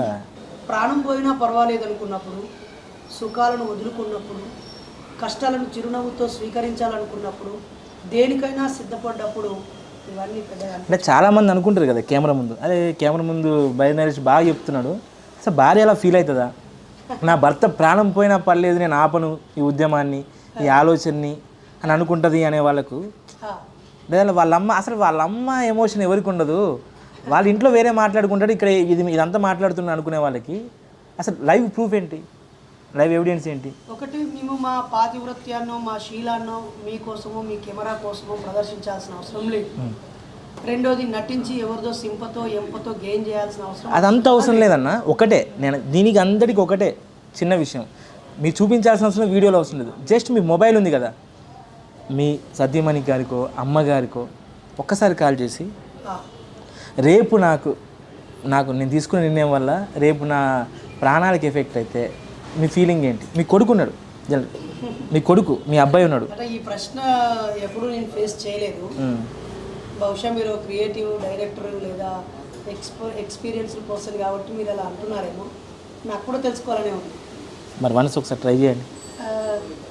నా ఫోన్లో నుంచి కంటే మీ ఫోన్లో నుంచే కొట్టండి. లిఫ్ట్ చేస్తారో లేదో అని చిన్న అనుమానం. ట్రై యా అన్న. నేను టైప్ చేసేస్తాను. టైప్ చేయి. అయినా మా నంబరు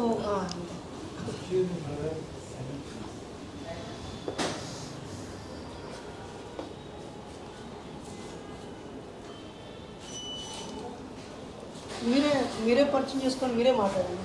నేను మాట్లాడితే అది ఎవరు అమ్మగారికా? మా మిస్సెస్. బహుశా లిఫ్ట్ చేయకపోవచ్చు ఫోను, ఎందుకంటే మాకు వచ్చే ఫోన్లో 90%. హలో అమ్మ నమస్కారం అమ్మ. నమస్తే అండి, ఎవరు? నా పేరు శరత్ అమ్మ. నేను ఐటీఎం నుంచి మాట్లాడుతున్నా. ఇప్పుడు నా ముందు బైనరీష్ గారు ఉన్నారు. సార్, నేను ఒక క్వశ్చన్ అడిగానమ్మా. అంటే మీ గురించి చాలా చాలా ఇంపార్టెంట్ చాలా సంఘటనలు చెప్పాడు.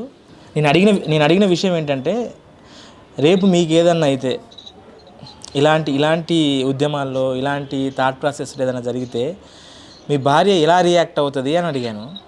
దానికి అయినా నా ప్రాణాలు లెక్క చేయడం కాదు, మాకు ఒకటే ముందు జనాల్లో మార్పు, సమాజం మార్పు అంటున్నది. మరి మీ అభిప్రాయం ఏంటి ఆయన చెప్పిన విషయం మీద? నాది కూడా అదే అండి. ఎందుకంటే ఆయన సమాజంలోకి వెళ్ళినప్పటి నుంచి మేము ఒంటరిగా అనాథల్లాగానే ఉంటున్నాము. అంటే ఆయన సమాజానికి పని చేస్తాడు, చెయ్యాలి అనే ఉద్దేశంతోనే కదా అట్లా వదిలేసింది. రేపు ఏం జరిగినా కూడా ఆ సమాజంలో మార్పు కోసమే భాగంగా జరిగింది అనుకుంటాం అంతే. అంటే జనరల్గా ఒక ఏ భార్యని ఏ ఆడపిల్ల అయినా భర్తతోనే జీవితం అనుకుంటుంది. సో మీరు ఆయన కోసమే ఆయన జీవితంలో ఎంటర్ అయ్యారు. ఆయన లేకపోయినా మీరు బ్రతుకుతా అనే ఆలోచనలో అసలు ఏంటి, అసలు ఉన్న ఉద్దేశం ఏంటి, అంటే మీ ఐడియాలజీ ఏంటి అని? ఐడియాలజీ అంటే ఆయనకి ఏమైనా కావాలని కాదు కదా. చెప్పలేం కదమ్మా. మొన్న ఒక చాలా ఇన్సిడెంట్ జరుగుతుంటాయి ఈ రోజుల్లో. అంటే ఆయన ఇంకొకరు నమ్మింది ఆయన నమ్మడు. సో వాళ్ళ నమ్మకానికి శంకించినప్పుడు, లేదంటే నమ్మకాన్ని నింద వేసేయడానికి ఆయన వాస్తవాలు మాట్లాడినా ఇంకేం మాట్లాడినా నొచ్చుకున్న వాళ్ళు ఆయన మీద దాడి చేసి రేపు ఆయనకి ఇబ్బంది అయితే మీరు చెప్పరా ఎప్పుడైనా ఇలాంటివి ఎందుకు, మనం హ్యాపీగా బతుకుతాం, మీరు పిహెచ్డి చేశారు, మనం హ్యాపీగా బతుకుతాం, మనకి ఎందుకు ఈ గొడవలు? ఆ పీక్ ఆఫ్ ది మూమెంట్ లో నాకు కూడా ఒక సామాన్య ఆడపిల్లగా అట్లా అనిపించింది. కానీ మూలాలకు వెళ్తే మొన్న మణిపూర్ లో జరిగింది, అట్లాంటి సన్నివేశాలు జరిగినప్పుడు చూసినావా, మనం అందరం ఇలా ఇంట్లో ఉంటే అట్లా జరిగేటి ఎవరు ఆపుతారు? చూడు, ప్రజలందరూ చచ్చిపోతా ఉన్నారు. ఈ బతుకు కోసమేనా మనము ఇట్లా బతకాలా, నువ్వు నేను ఫ్యామిలీ అనుకుంటూ అనేసి ఒక మాట అన్నారు. అంటే మీరు చిన్నప్పటి నుంచి మీరు ఒక లైఫ్ స్టైల్ చూసుంటారు కదా మీ జీవితంలో. అంటే ప్రతి ఆడపిల్ల ఏంటంటే ఒక మంచి ఉద్యోగం ఉన్న అబ్బాయిని చేసుకొని పిల్లలు సంసారము ఆనందం అని అనుకుంటారు కదా. అలాంటి ఉన్న మీ ఐడియాలజీని, అంటే అలా ఉండేదా మీ ఐడియాలజీ, లేకపోతే బైనరీష్ గారు మీ జీవితంలోకి ఎంటర్ అయిన తర్వాత చేంజ్ అయిందా అసలు ఎట్లా? సేమ్ అలానే అండి. ఎంఎస్సీ చేశాడని వచ్చాము. తర్వాత ఈయన లైఫ్ స్టైల్ చూసినాక అసలు ఉద్యమం అంటే ఏంటో తెలియదు. తర్వాత ఏదో బుక్కుల్లో చదువుకున్నాం, సోషల్ బుక్కుల్లో చదువుకుంటాం కదా, అంతవరకే ఉండేది.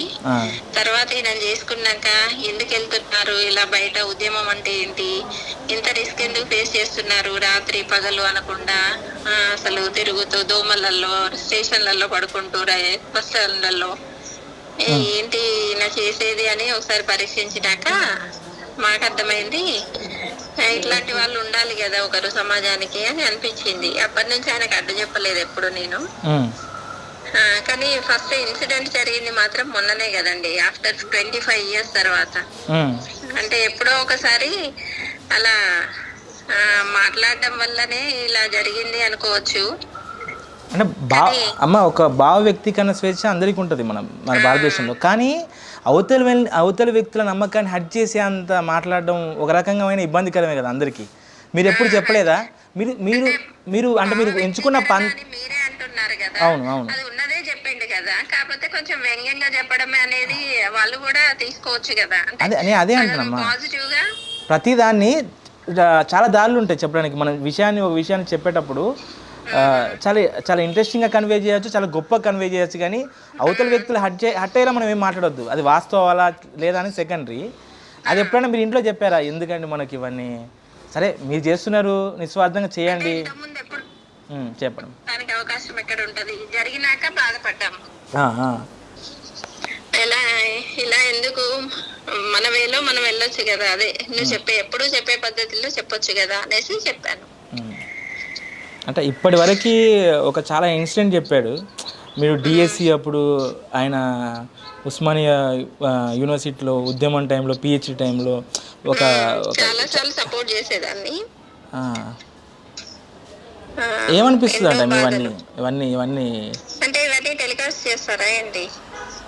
చాలా ఫోన్ కాల్ మీరు నన్ను అడగడం ఎందుకు?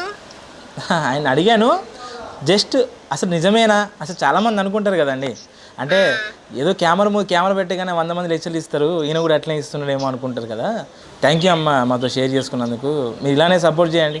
Thank you sir. ఒకటి అమ్మా, దీన్ని మీరు కూడా అందరిలాగా పబ్లిసిటీ కోసము వ్యూస్ కోసము ఆయన్ని వ్యతిరేకంగా చూపించే ప్రయత్నం అయితే చేయకండి సార్, ప్లీజ్ దయచేసి. డెఫినెట్గా. ఎందుకంటే మీరే అంటున్నారు కదా ఎంతో సఫర్ అవుతున్నాము అనేసి. ఆయన ఎందుకు ఇంటర్వ్యూస్ కి ఇస్తున్నాడో నాకు అర్థం కావట్లేదు, కానీ ప్రతి ఒక్కరు మళ్ళీ అదే ఇప్పటికి 6 నెలలు 7 నెలలు అయిపోతున్నా ఇదే విషయాన్ని అసలు ఇంకా మానిపోకుండా పుండును మానివ్వకుండా చేస్తున్నారు. But more over me ideology ఏంటి, అసలు ఇంత స్ట్రాంగ్ ఏంటి అనేది తెలుసుకోవడం కోసమే. అదేం ఉండదు, మీరేం కంగారు పడకండి, ఆ విషయం అయిపోయింది ఆ ప్రస్తావన. బట్ ఈ ఫ్లోలో నాకు మాట వచ్చింది అంతే.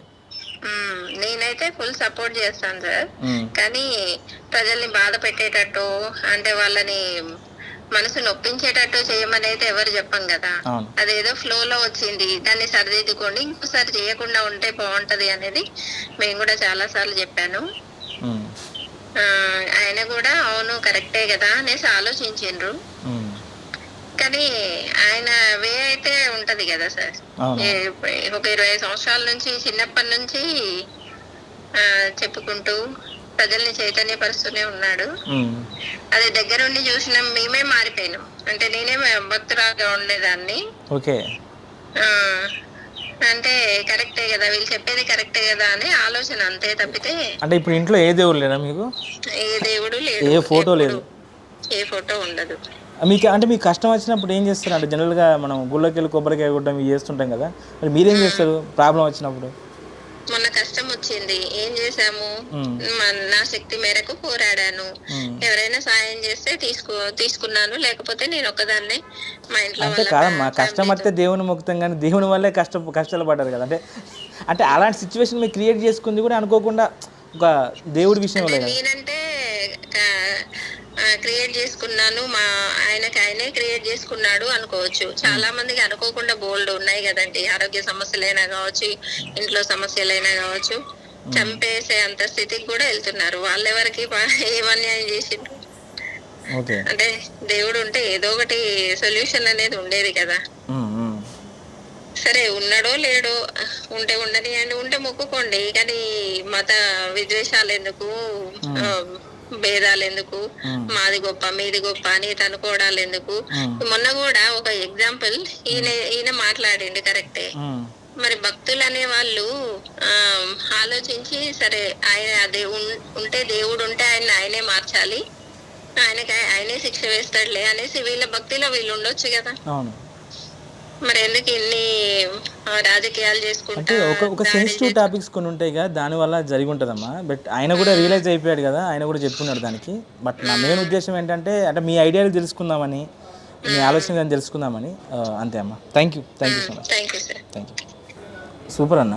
అంటే అసలు అంటే ఆమెకు అసలు థాట్ ప్రాసెస్ ఇది లేదు అసలు.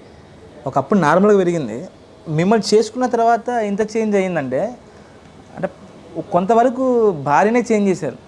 అన్నారు కదా ఇంట గెలిచి గెలవండి, ఇంట నేను గెలిచానా గెలవలేదా అనేది ఆమె ఫోన్ కాలే మీకు ఆన్సర్. ఎస్పెషల్లీ మీ లైఫ్లో ఇంతకన్నా నాకు ఈ బాధ ఎప్పుడు చూడలేదు, ఇలాంటి బాధ నేను ఎప్పుడు పడలేదు అని. సమాజానికి మనం సాధించిన సక్సెస్లు చెప్తే బాగుంటుంది స్ఫూర్తిదాయకంగా, కానీ అనుభవించిన కష్టాలు చెప్తే అంత ఇంపాక్ట్ ఉంటుంది అంటారా? కష్టం చాలా గొప్పదన్న, సక్సెస్ ఏముందన్న, సక్సెస్ అన్నీ ఇస్తాయి, ఆనందాన్ని ఇస్తుంది, కానీ కష్టమే ఒక కాన్ఫిడెన్స్ ఇస్తుంది. సో ఆ కాన్ఫిడెన్స్ రావడానికి ముందున్నటువంటి కష్టము ఏంటి? బాగా కన్నీళ్ళు పెట్టుకున్న సిచ్యువేషన్. నాకు రాసుకునే అలవాటు ఉంటుంది, అలా ఆ పేజీలో కోట్ వేస్తే గంటలు చాలా క్షణాల గడిచిపోతూ ఉంటాయి. చాలా కొద్ది కాలపరిమితి చెప్పండి. ఇక ఒకటి మా తమ్ముడు చనిపోవడం,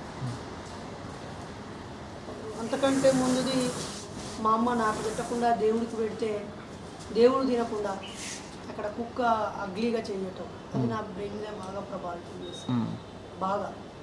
కానీ మా తమ్ముడు చావు బతుకుల్లో ఉన్నప్పుడు నేను వాడిని చూడడం, మా చిన్నాన్న సమ్మన్న సహాయంతో వాడిని ఎంజిఎంకి తీసుకెళ్ళాక వాడు నాతో మాట్లాడుతూ అమ్మ నన్ను భీంపల్లి తీసుకెళ్ళి మంత్రం చదివిపించింది, ఉప్పలు తీసుకెళ్ళి దండుకు తాయెత్తి కట్టించింది, కమలాపూర్లో ముస్లిం ఆయన దగ్గరికి వెళ్ళి కుక్క కాటుకు మంత్రం వేసే టైం దగ్గర తీసుకుపోయింది, తర్వాత జమ్మికుంటలో సిరిడి మహల్ దగ్గర ఉన్న ఒక ముస్లిం ఆయన దగ్గరికి పోయి తాయెత్తి కట్టించింది, బిజ్గిరి షరీఫ్ తీసుకుపోయి పండుకోబెట్టి ఆడ 3 రాత్రులు ఇచ్చింది, హనుమాన్ టెంపుల్కి మంగళవారం పోయి కొబ్బరికాయ కొట్టిపించింది, పాల్సాన్ రాజు దగ్గరికి కరుణాపురం దగ్గర పోయి ఆడ ప్రార్థనలు చేయించింది. ఇప్పుడు అన్నీ ఒక్కొక్కటి అన్నీ నాకు చెప్పాడు. అంతేకాకుండా జమ్మికుంట అవతల వీణవంక మండలం గన్ముక్కలో బండ్ల మీద పోతే పసరు. అసలు ఇవంతా ఎందుకు చేసింది? తమ్ముడికి కామెర్ల జబ్బు వచ్చింది, జాండీస్, కళ్ళు పచ్చగా అవుతాయి, మూత్రం పోస్తే పసుపు రంగులో వస్తాయి. దీనిని గుర్తించిన అమ్మ ఇరుగు పొరుగు వాళ్ళు చెప్పినవి, అమ్మలక్కలు చెప్పినవి ఇవన్నీ చేసింది. పెద్ద దేవునికి వేసింది, ఉప్పలమ్మకి వేసింది, ఆ తర్వాత కాకుండా అన్నీ 5 yearsకి ఒకసారి వేసేవి ఉంటాయి కదా, అవి కూడా చేసింది. కానీ వాడిని ప్రాపర్ ట్రీట్మెంట్ ఇప్పించడానికి హాస్పిటల్ తీసుకెళ్ళాడు. అలా అమ్మకున్న భయాలు, మూఢనమ్మకాలు, చుట్టుపక్కల మనుషుల మధ్య ఉన్నటువంటి మూఢనమ్మకాలతో వాడికి ప్రాణాల మీదకి వచ్చిన తర్వాత అప్పుడు మేము ఎంజిఎం తీసుకెళ్తే డాక్టరు తిట్టిండు అమ్మని, పొలగాడు ఎర్రగా ఉన్నాడు, హుషారుగా ఉన్నాడు, అందంగా ఉన్నాడు, మీ తెలివైన పిల్లాడు, మీరు నువ్వే చంపుతున్నావమ్మా అన్నాడు. తర్వాత మేము మా పేదరికంతో వాడికి ఆపరేషన్ కోసం డబ్బులు కావాలంటే కొద్దిమందే స్పందించి డబ్బులు ఇచ్చారు. ఎందుకంటే నాన్న సూరత్లో వలసపోయి అక్కడే బతుకుతాడు, అక్కడే ఉంటాడు. ఎప్పుడో సమ్మక్క జాతరకి 2 ఏళ్ళకి ఒకసారి ఇంటికి వస్తాడు, చేసిన అప్పులు కట్టడానికి, లేదా మళ్ళీ 4 రోజులు పండుగలాగా ఎంజాయ్ చేసి మళ్ళీ వెళ్ళిపోతాడు. అమ్మ బీడీలు చేస్తూ చిన్న కిరాణం నడిపిస్తూ అదొక ఈయన కదా కాదు. కానీ మాకు ఎక్కువ డబ్బులు ఇవ్వలేదు.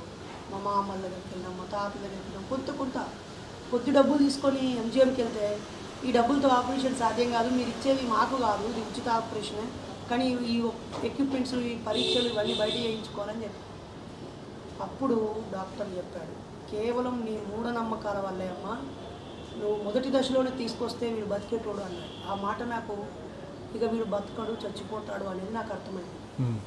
ఈ విషయం తెలిసిన మా అమ్మ, అరే తమ్ముడు ఇక్కడనే చచ్చిపోతే శవాన్ని తీసుకుపోవడానికి 500 అడుగుతారు జీవు వాళ్ళు, వాడు కొన ఊపిరితోనే ఉన్నప్పుడు మనం రైల్వే స్టేషన్కి వెళ్ళి ట్రైన్లో పోతే ఏ పటేల్ నన్ను అడుక్కొని ఎడ్ల బండి పట్టుకొచ్చి ఇంటికి తీసుకుపోతే 10 రూపాయలలో పోతాము, ఈ 500 తీర్చడానికి నేను 2 నెలలు కష్టపడాల్సి వస్తుంది అని అమ్మ ఏడుస్తూ చెప్పింది.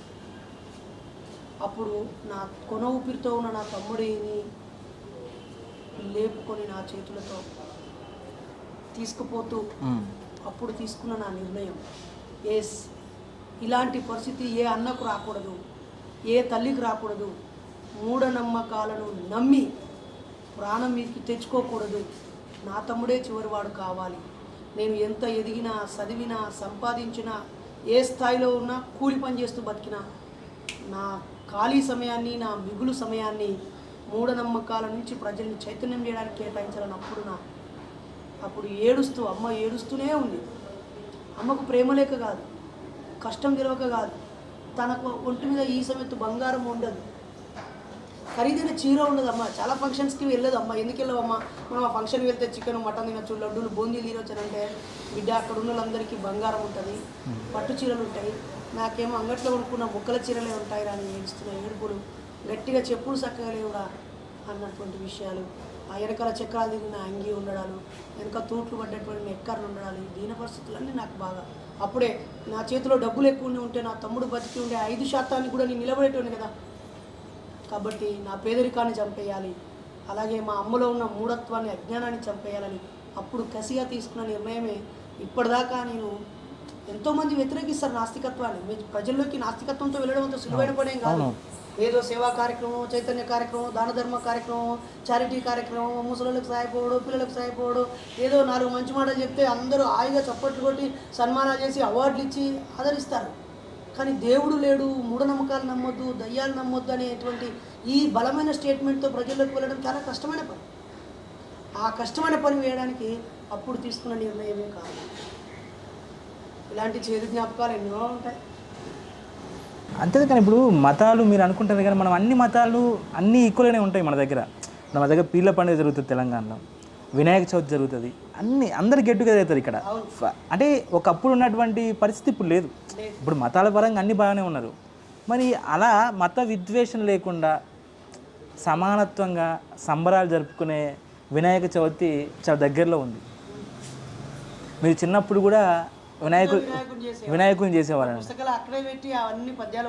మరి అలాంటి వినాయకుడు చదువులకు విఘ్నాలు లేకుండా ఉండే వినాయకుడికి మీరు మీరు మీరు సంకల్పించినటువంటి ఈ ఉద్యమం అయితే ఏంటి, ఈ మార్పుకి మనకు విఘ్నాలు లేకుండా వినాయకుడిని కొలుస్తాం కదా, ఈ వినాయక చవితికి ఒకసారి ఫ్యామిలీతో వినాయకుని దగ్గర పోరాదు, దండం పెట్టుకోవడానికి మంచిగా ఉంటుంది. మీరు అన్న ప్రశ్నకి అసలు అర్థమే లేదు. ఎట్లా పిచ్చి ప్రశ్న.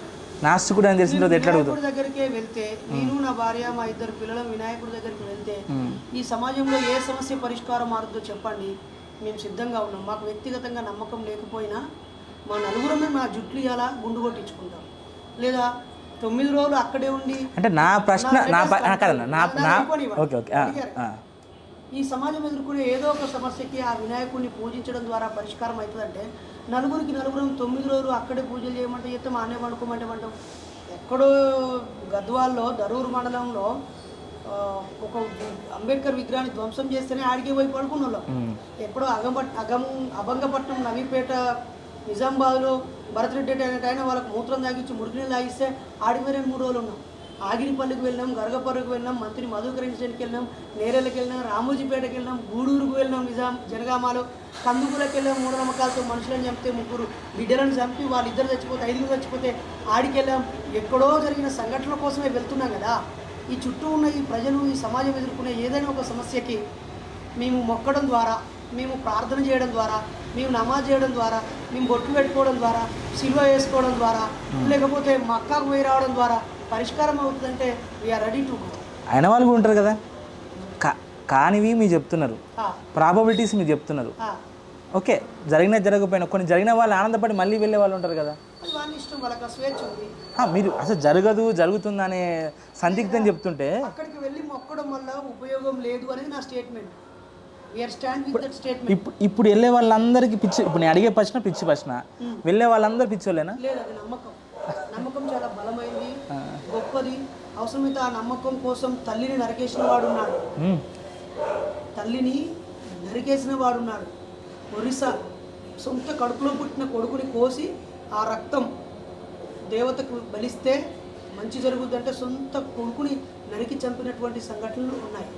అలాగే అక్కడ గంత దూరం ఎందుకండి, నల్గొండ జిల్లా, ఇప్పుడు అది కొత్త సూర్యాపేట జిల్లా, మోతే మండలం, చిన్నమేకలపాడు అనే గ్రామంలో భారతి అనే ఆవిడ తన 6 నెలల కొడుకుని కర్ర కోసి తలకాయ వేరు చేసి శివుడి ముందు పెట్టి, శివుడు రాత్రి వచ్చి నన్ను కోరుకున్నానన్నారు. చిత్తూరు జిల్లా, ఇప్పుడు అది అన్నమయ్య జిల్లా, మదనపల్లి దగ్గర 2 వ్యక్తులు 2 కూతుళ్ళని చంపేసింది కదండి. కళ్ళ ముందు ఇలాంటి ఘటనలు జరుగుతూ ఉంటే మీకు ఎలా అడగబుద్ధి అవుతుంది? నమ్మకం చాలా బలమైంది. అది నమ్మకం మైండ్లోకి వెళ్తే ఎదుటి వ్యక్తిని ఏం చేస్తుందో తెలియదు, ఎంతకైనా తెగిస్తుంది. నమ్మకం చాలా బలమైంది, దాన్ని గౌరవించాల్సిందే. అందులో ఉన్న మూఢనమ్మకాన్ని తొలగించాలి, ఆ తర్వాత ఆలోచింపజేయాలి. అది నమ్మకమా నిజమా ప్రశ్నించే స్థాయికి తెచ్చినప్పుడు మా మాట. ఓకే అన్న, రైట్ అన్న. ఇప్పుడు మీరు చెప్పారు, ఇప్పుడు ఈ వినాయక చవితి నవరాత్రుల్లో ఉన్నటువంటి అపనమ్మకం ఏంటి? అసలు వినాయకుడి విగ్రహాన్ని ఒక 50 సంవత్సరాల క్రితం ఉందా? లేదు, బాలగంగాధర్ తిలక్ గారు ఒక ఉత్సవాల్లాగా జరిపించారు. అవును, అంతకుముందు ఉన్న వాళ్ళు కూర్చోలా? అంతకుముందు జరపకపోవడం అనేది మోసమా? అసలు మీకు ఆ ఇంటెన్షన్ అంటే దాన్ని మీరు ఏ రకంగా డిస్క్రైబ్ చేస్తారు? వినాయకుడు అని వినాయకుడు నేనేమని డిస్క్రైబ్ చేస్తానంటే, ప్రజల్లో నమ్మకాలు ఉన్నాయి, అవి చాలా బలమైనవి. ఈ నమ్మకాలకు ఏదో ఒక ఆకారము, ఏదో ఒక పండగనో, పబ్బమో, సంస్కృతో, సాంప్రదాయమో, ఆచారమో, వ్యవహారమో జోడిస్తే ప్రజల్ని క్యాచ్ చేయడానికి ఉపయోగపడుద్దని ఆ రోజు స్వాతంత్ర పోరాటంలో బాలా గంగాధర్ గారు, తిలక్ గారు ఈ పేరుతో ప్రజల్ని కూడగట్టి మన దేశానికి స్వాతంత్రం కావాలని అనడం కోసం ఒక సదుద్దేశంతో అది ఏర్పడింది. రైట్. నేనేమంటానంటే ఇప్పుడు ఆ సదుద్దేశం ఉందా? ఓకే రైట్ అన్న. నేనేమంటానంటే ఇప్పుడు వినాయకుడు ఏ మహిమలు ఇస్తారని పక్కన పెడితే కాసేపు వినాయకుడి వల్ల ఆ విగ్రహం చేసుకునే వాళ్ళు ఒక 6 నెలల నుంచి స్టార్ట్అప్ చేస్తే వాళ్ళకు ఒక ఉపాధి లభిస్తుంది. అక్కడ పురోహితులకి, కొబ్బరికాయలు అమ్మే వాళ్ళకి, పండ్లు అమ్మే వాళ్ళకి, సో ఒక రిలీఫ్, ఒక ఈ బిజీ లైఫ్లో ఒక చిన్న ఆరాధన, ఒక పాజిటివ్ ఎనర్జీ కోసం చాలామందికి ఒక ప్లేస్మెంట్, అది ఒక ఫెస్టివల్, అది దాన్ని అట్లా తీసుకోవచ్చు కదా. ఏంటి ఆ మూఢనమ్మకం అనుకోవడం మనం? ఇప్పుడు మీ కాలు ఇరగొట్టినప్పుడు నాకు థ్యాంక్స్ చెప్తావా? కాలు ఇరగొట్టిన థ్యాంక్స్ చెప్తావా? అదే ఇరగొట్టడానికి రీజన్ దొరికితే కదా. అరే నిన్ను ఇరగొట్టడం వల్ల ఆ అంబులెన్స్ వాళ్ళకి ఉపాధి దొరికింది, ఆడ ఎక్స్రే తీసే డాక్టర్కి ఉపాధి దొరికింది, ఆ తర్వాత కాంపౌండర్కి ఉపాధి దొరికింది, హాస్పిటల్ నడవడానికి ఉపయోగపడ్డది, ఆ స్కానింగ్ వాళ్ళకి ఉపయోగపడ్డది, ట్యాబ్లెట్ వాడికి, మెడికల్ షాప్ వాడికి, ఎంతమందికి ఉపయోగం జరిగింది బ్రదర్. ఇక్కడ నా కాలు విరగొట్టడానికి వినాయకుడు ఉత్సవానికి అసలు వాడికి గిరాకీ ఇప్పుడు మరి మిగతా రోజులలో దానివల్ల ఆ రకంగా ఉంది కదా. ఇక్కడ మాట్లాడితే వినాయకుడిని ముడిపెట్టి వివాదం నాకు అక్కర్లేదు, కానీ నువ్వు మాట్లాడే కూడా గట్టినే ఉన్నది. నా కొడుకు సత్య సచ్చిండు కానీ ఇంతమందికి ఉపాధి వచ్చినట్టు వినాయకుడిని లేదా అల్లాను లేకపోతే యేసు ప్రభు. నాకు ఇంకో క్వశ్చన్ అన్న, ఎప్పుడు మళ్ళీ ఒక మతాన్ని ముడిపెట్టాలి. ఏ మత పండుగనైనా ప్రజలకు ఆనందాన్ని ఇస్తే మాకు కూడా ఆనందమే. మేము వ్యతిరేకించడానికి మేమే వాళ్ళం. ప్రజల ఆనందం, సమాజం మార్పు ఎందుకోసం? ఆనందం కోసం, ఆరోగ్యంగా ఉండడం కోసం, జీవన ప్రమాణం పెరగడం కోసం, వైషమ్యాలు పోవడం కోసం, మనిషి 100 ఏళ్ళు బతకడం గురించి, ఒక స్వచ్ఛత, ఒక స్వేచ్ఛ, ఎదగడానికి అవకాశం, ఇవన్నీ కలలుగానే మేము ప్రజలు ఆనందంగా ఉండొద్దు అంటామా? వినాయక పండుగ జరగకపోతే ఆనందం పోతుందా? ఓన్లీ వినాయకుడు. నేను 2005, 6, 7 సంవత్సరాల్లో ఉస్మానియా యూనివర్సిటీలో మొదటి పీజీలు చేస్తూ ఉన్నప్పుడు వెళ్ళాను ట్యాంక్ బండ్ మీదకి. 18 ఏళ్ల క్రితం వెళ్ళాను కదా. వెళ్ళినప్పుడు నేను దయచేసి వినాయకుడిని అవమానించడానికి వెళ్ళలేదు. మీరు రేపు ఇదే మీ కెమెరాతో లేదా నువ్వే నిజంగా వినాయకుడి ఉత్సవాలు జరుగుతూ ఉన్నప్పుడు హూందాగా ఉంటున్నారా, భక్తితో ఉంటున్నారా, వెకిలిగా ఉంటున్నారా, అక్కడికి వచ్చే ఆడపిల్లల్ని అవమానిస్తూ కించపరుస్తున్నారా, సౌండ్లు పెట్టేసి డిస్టర్బ్ చేస్తున్నారా, కాలుష్యం చేస్తున్నారా? ఆ 9 రోజులు భజన పేరుతో చేస్తున్న వాళ్ళు నిజంగా భజనకు ముందు వాళ్ళు ఎలాంటి ప్రవర్తనతో ఉంటున్నారు, తర్వాత ఎలాంటి ప్రవర్తనతో ఉంటున్నారు, కలెక్ట్ చేసిన డబ్బులు కరెక్ట్గా ఉపయోగిస్తున్నారా? నిజంగా ఆ 9 రోజులు నవరాత్రులు జరుగుతున్నంత సమయంలోనైనా ప్రజలకు ప్రశాంతత ఉందా, లేకపోతే రోడ్లకు అడ్డంగా ఉందా, ట్రాఫిక్ ఇబ్బంది అయిందా, రోగాలు నొప్పులు వచ్చినాయా, ఆ టైంలో ఆడపిల్లలు అత్యాచారానికి గురి కాకుండా ఉన్నారా, మహిళలు ఇంకో చోటికి తరలించడం ఆగిపోయిందా, దోపిడీ అయిపోయిందా? పోనీ నేను వినాయకుడి కోసమే ఇస్తున్నాను, ఇచ్చే సరుకులు ఇచ్చేటోడనా, అందులో కల్తీ లేకుండా దేవుడి కోసమని స్వచ్ఛత ఇస్తున్నట్టుగా కనిపించిందా? ఇప్పుడు వినాయకుడి వల్ల లాభం ఎంతుందో ఆ వినాయకుడు లేకపోవడం వల్ల కూడా లాభం అంతే ఉంది. వినాయకుడిని పెట్టడం వల్ల కలిగే లాభాలు అనిపించడం వల్ల లాభాలే మాట్లాడుకుంటున్నాం. కరోనా అయినప్పుడు ఎడబెట్టిరండి మీ వినాయకుడిని, అప్పుడు ఏమాగిపోయిందండి? దయచేసి మీకు డబ్బులుంటే పెట్టుకుంటారండి, నేను అద్దనట్లేదు వినాయకుడిని.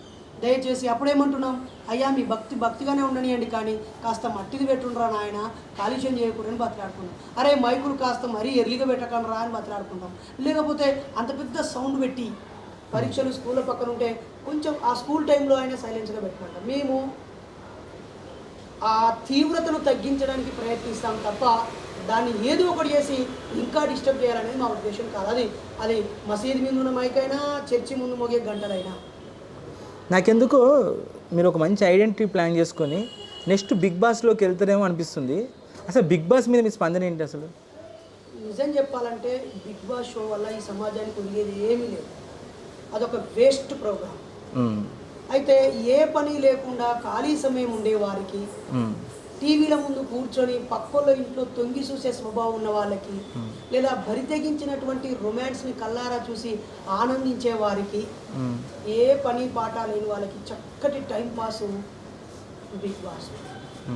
సో అది గంటలు రోజులు చూస్తున్నారు అని అంటే అంత సమయం ఇవ్వడానికి వాళ్ళకి అంత శక్తి ఉందంటే, తినడానికి తిండి లేనివాడు, కట్టడానికి బట్ట లేనివాడు, ఉండడానికి ఇల్లు లేనివాడు, అనేక కష్టాలు, కన్నీళ్ళు, అప్పులు, రోగాలు, నొప్పులు, పంటలు వండక ఎన్నో కష్టాలు ఇవన్నీ ఉండగా ఆ బిగ్ బాస్ షోలో ఈ అమ్మాయి మంచిగా నటిస్తుందా, ఆ అమ్మాయి మంచిగా నటిస్తుందా, వాళ్ళకు వీళ్ళు సాటుగా కిస్సు పెట్టుకున్నారా, వీళ్ళు హక్ చేసుకున్నప్పుడు ఎక్కువసేపు మీరు కూడా చూస్తున్నారు కదా అన్న. తెలియకుండా ఇవన్నీ చెప్తున్నానంటే మీరు కూడా దానికి ఒక కన్నేచ్చారు కదా. నీకున్నటువంటి రోగము డాక్టర్గా పరిశీలిస్తే నాకు కూడా రోగం ఉన్నట్టేనా? గుర్తించడం కోసం కూడా చూశారు కదా, మీకు కన్ను పడ్డది కదా. ఒకటి గుర్తుపెట్టుకోండి, అందులో కొన్నిసార్లు గొప్పగా ఉన్నవాళ్ళు ఉన్నతంగా ఓకే ఎగ్జాక్ట్లీ అలాంటి ప్లేస్మెంట్ వచ్చినప్పుడు మీరు చెప్పే అందరికి రీచ్ అయ్యే ప్లాట్ఫామ్ కదా. నేను నా వీడియో వైరల్ చేసుకొని పబ్లిసిటీ కాలేదు. బిగ్ బాస్ షోకు వెళ్ళడం కోసమో, రాజకీయ పార్టీలో జాయిన్ అయ్యి ఎమ్మెల్యే టికెట్ తెచ్చుకోవడం కోసమో, లేకపోతే ఇంకేదో వేసి పేరు కీర్తో డబ్బు కోసమో కాదు. నాకు డబ్బు లేదా, మేమిద్దరము డబ్బు సంపాదించేవాళ్ళం. చదువు లేదా, పేరు కీర్తి లేదా, మేము చేసే పని లేదా మాకు? అరే మాకే వచ్చిన పని సమాధానం ఇదంతా తీర్చిపెట్టుకొని ఆ రూమ్లో పడమంటావా బిగ్ బాస్ షోలా? మీరు ఒక పెద్ద ప్లాట్ఫామ్ వస్తుందేమో, మీరు చెప్పే మాటలు గొప్పగా రీచ్ అయితే ఏమో. అదే పెద్ద ప్లాట్ఫామ్ మీరు నమ్ముతున్నారా? మేబీ అవకాశం. ఐ డ్రీమ్ నుంచి నిన్నే అడుగుతున్నా, ఐ డ్రీమ్ లో నన్ను ఇంటర్వ్యూ చేసి నిన్నే అడుగుతున్నాను, బిగ్ బాస్ షోలకు నేను వెళ్ళడం వల్ల లాభం జరుగుద్దా నష్టం జరుగుద్దా? వెళ్ళిన తర్వాత తెలుస్తుంది మీకే అని. మరి అది వాళ్ళు పిలిచినప్పుడు మాట్లాడారు. అదే వెళ్ళిన తర్వాత తెలుస్తుంది మీకే. పిలిచినప్పుడు ఆలోచిద్దాం బ్రదర్. ఒకటి బ్రదర్, బిగ్ బాస్ షోకు నేను వెళ్ళకపోవడం అనేది ఊహాజనిత ప్రశ్న. అవును. దాని నుంచి నాకు ఎలాంటి ఆహ్వానం రాకముందే అత్త బాగుందని ఆశపడతలేను, నాకు అది వచ్చినా నేను హోను అని ఏతులు దొబ్బుతలేను. రెండు గుర్తుపెట్టుకోవాలి. అలాగే అందులోకి వెళ్ళడం ద్వారా ఎక్కువ మంది సమాజానికి పరిచయం కావాలనే ఆశ దురాశ కూడా నాకు లేదు. ఎందుకంటే నేను వీళ్ళు ఎవ్వరు సంబంధం లేకముందే 10 రాష్ట్రాలు తిరిగినండి. ఒక దాదాపు 2 లక్షల మంది యూట్యూబ్ ఫాలోవర్స్ ఉన్న వ్యక్తిని 40,600 ప్రసంగాలు ఇచ్చాను. ఇంతకంటే ఎక్కువ పబ్లిసిటీ వస్తుంది అడిగిపోతే రాదు కదా. కానీ నాకైతే ఆసక్తి లేదు, అలాని అనాసక్తి లేదు. అసలు మీ లైఫ్ ఫిలాసఫీ ఈ ఒక్క మాటలో చెప్పాలి అంటే మనం ఎండ్ చేసే టైంలో అసలు అంటే మనం రాసుకుంటాం కదా బుక్లో, అంటే మీరు చాలా రాసుకుని ఉంటారు, ఇది నా లైన్ అంటే మీ కాన్ఫిడెన్స్కి కానీ మీ మార్గానికి కానీ మీరు ప్రతిరోజు మన గుర్తు చేసుకునేది అంటే మీరు ఫోకస్ చేస్తున్న వర్క్ విషయంలో కానీ మీ లైఫ్లో స్టార్టింగ్ నుంచి కానీ ఈ పదం, ఈ స్లోగన్ నన్ను చాలా ముందుకు నడిపించింది అని ఏదైనా ఉంటుంది? బైరి నరేష్ ఒక సామాజిక ఉద్యమకారుడు. అండ్ అసలు మెయిన్ ముఖ్య ప్రశ్న చివరగా, బైరి నరేష్ చిన్నప్పటి నుంచి దేవుని నమ్మాడు.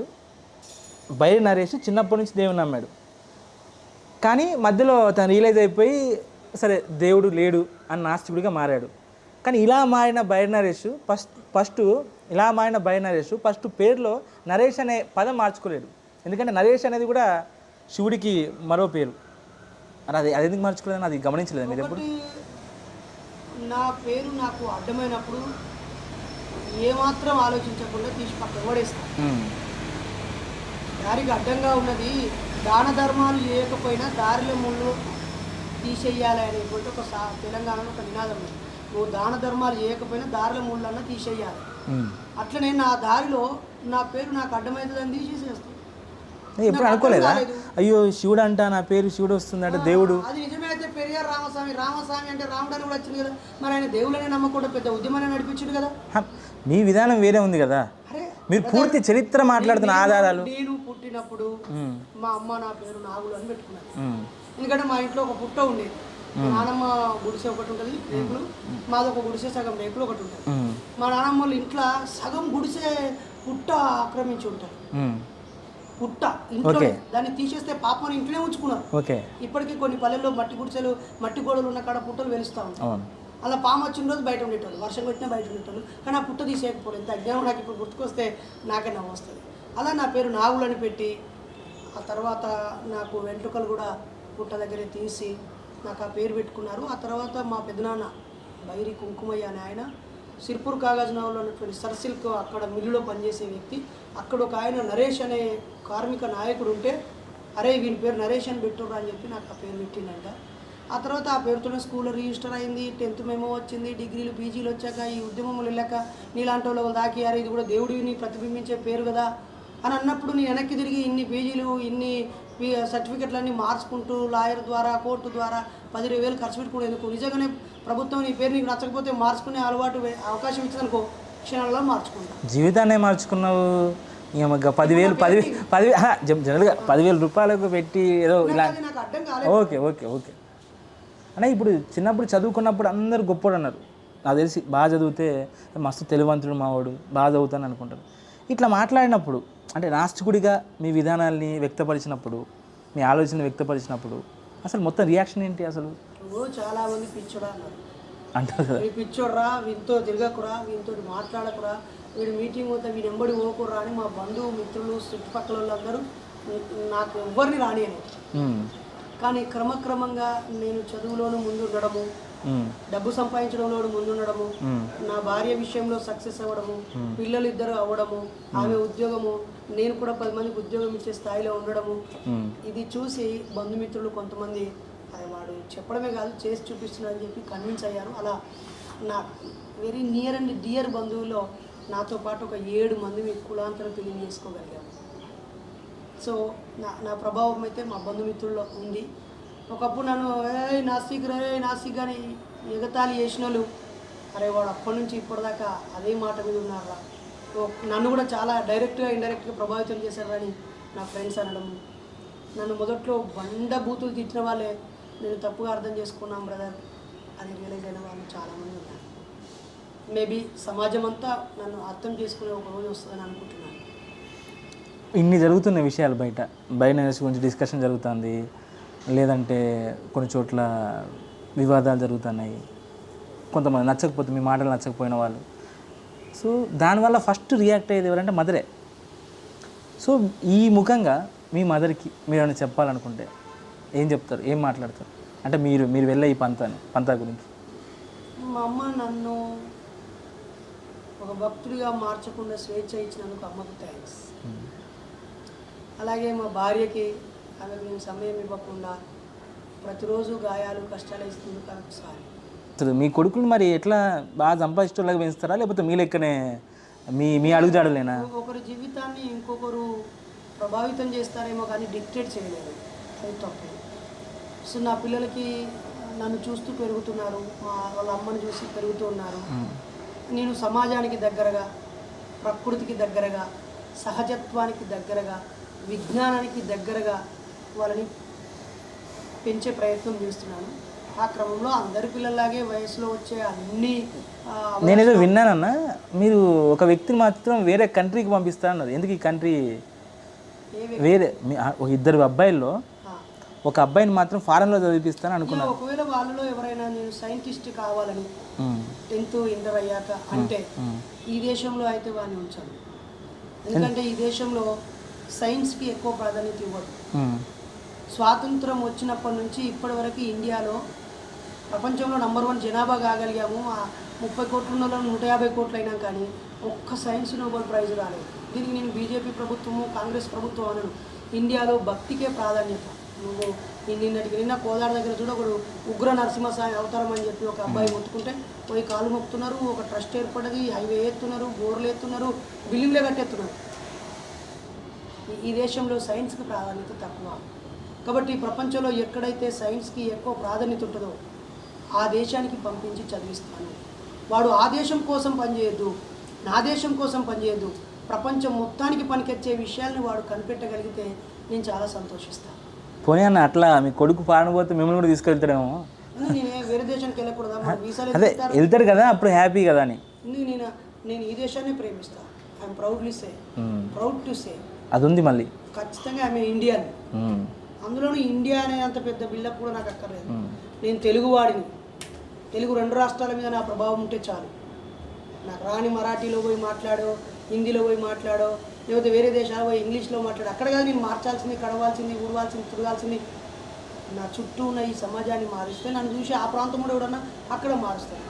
ఒక రకంగా చెప్పాలంటే నాస్తికునిగా, ఒక హీరోగా సొసైటీలో అలా ముందుకెళ్తున్నారు ఇప్పుడు. అసలు మీకు ఇష్టమైన హీరో ఎవరు? బాల్యంలో అయితే నాగార్జున గారు అంటే చాలా ఇష్టం. నేను మా స్నేహితుడు పీసాల రవీందర్ మేమిద్దరం నాగార్జునకు సంబంధించినవి కట్ చేసుకొని పెట్టుకోవడం. అప్పుడు వజ్రం అనే సినిమా, తర్వాత విక్కీ దాదాగా శివ సినిమా ఆ టైంలో ఉండేది. బుక్ల మీద అంటించుకునేది, చాలా స్టైలిష్గా ఉండేది. అన్నమయ్య సినిమా కూడా చూసుంటారు అయితే. అయితే నాకు మెచ్యూరిటీ వచ్చి నేను ఉపన్యాసిస్తూ సమాజాన్ని అధ్యయనం చేసేటప్పటికి మాత్రం నా ఫేవరెట్స్ మారిపోతూ వచ్చారు. నేను కమల్ హాసన్ని బాగా లైక్ చేస్తాను. ఎందుకు అంటే ఏ విషయంలో? నటన పరంగా ఆయన వైవిధ్యభరితమైనటువంటి నటుడుగాను, డైరెక్టర్గాను, మరుగున ఒక కొత్త సినిమా తీశాడు. అలా దశావతారం సినిమాలో కూడా 10 అవతారాలను చాలా భిన్నంగా యాక్టింగ్ చేశాడు. అంటే ఆయన చూసిన ప్రముఖ ఏదో స్వాతి ముత్యమనో లేకపోతే ఇంకో సినిమాను కాదు, చాలా స్పెషల్గా అనిపిస్తాడు. సారీ టు మెన్షన్, అతను ఒక బ్రాహ్మణ్ అని తెలిసింది. బ్రాహ్మణ్ అయినా కూడా ఆయన నాస్తికుని అని బహిరంగంగా ప్రకటించాడు. నేను జైల్లో ఉన్నప్పుడు ఒక న్యూస్ చదివాను. ఆ న్యూస్లో ఆయన పేరుతో వచ్చిన స్టేట్మెంట్, ఈ మానవుని చరిత్రలో 2 పెద్దవి సృష్టించబడ్డాయి, ఆవిష్కరించబడ్డాయి. అవి 2 చాలా ప్రభావితం చేస్తున్నాయి. ఒకటి చక్రం, రెండోది దేవుడు అని చెప్పారు.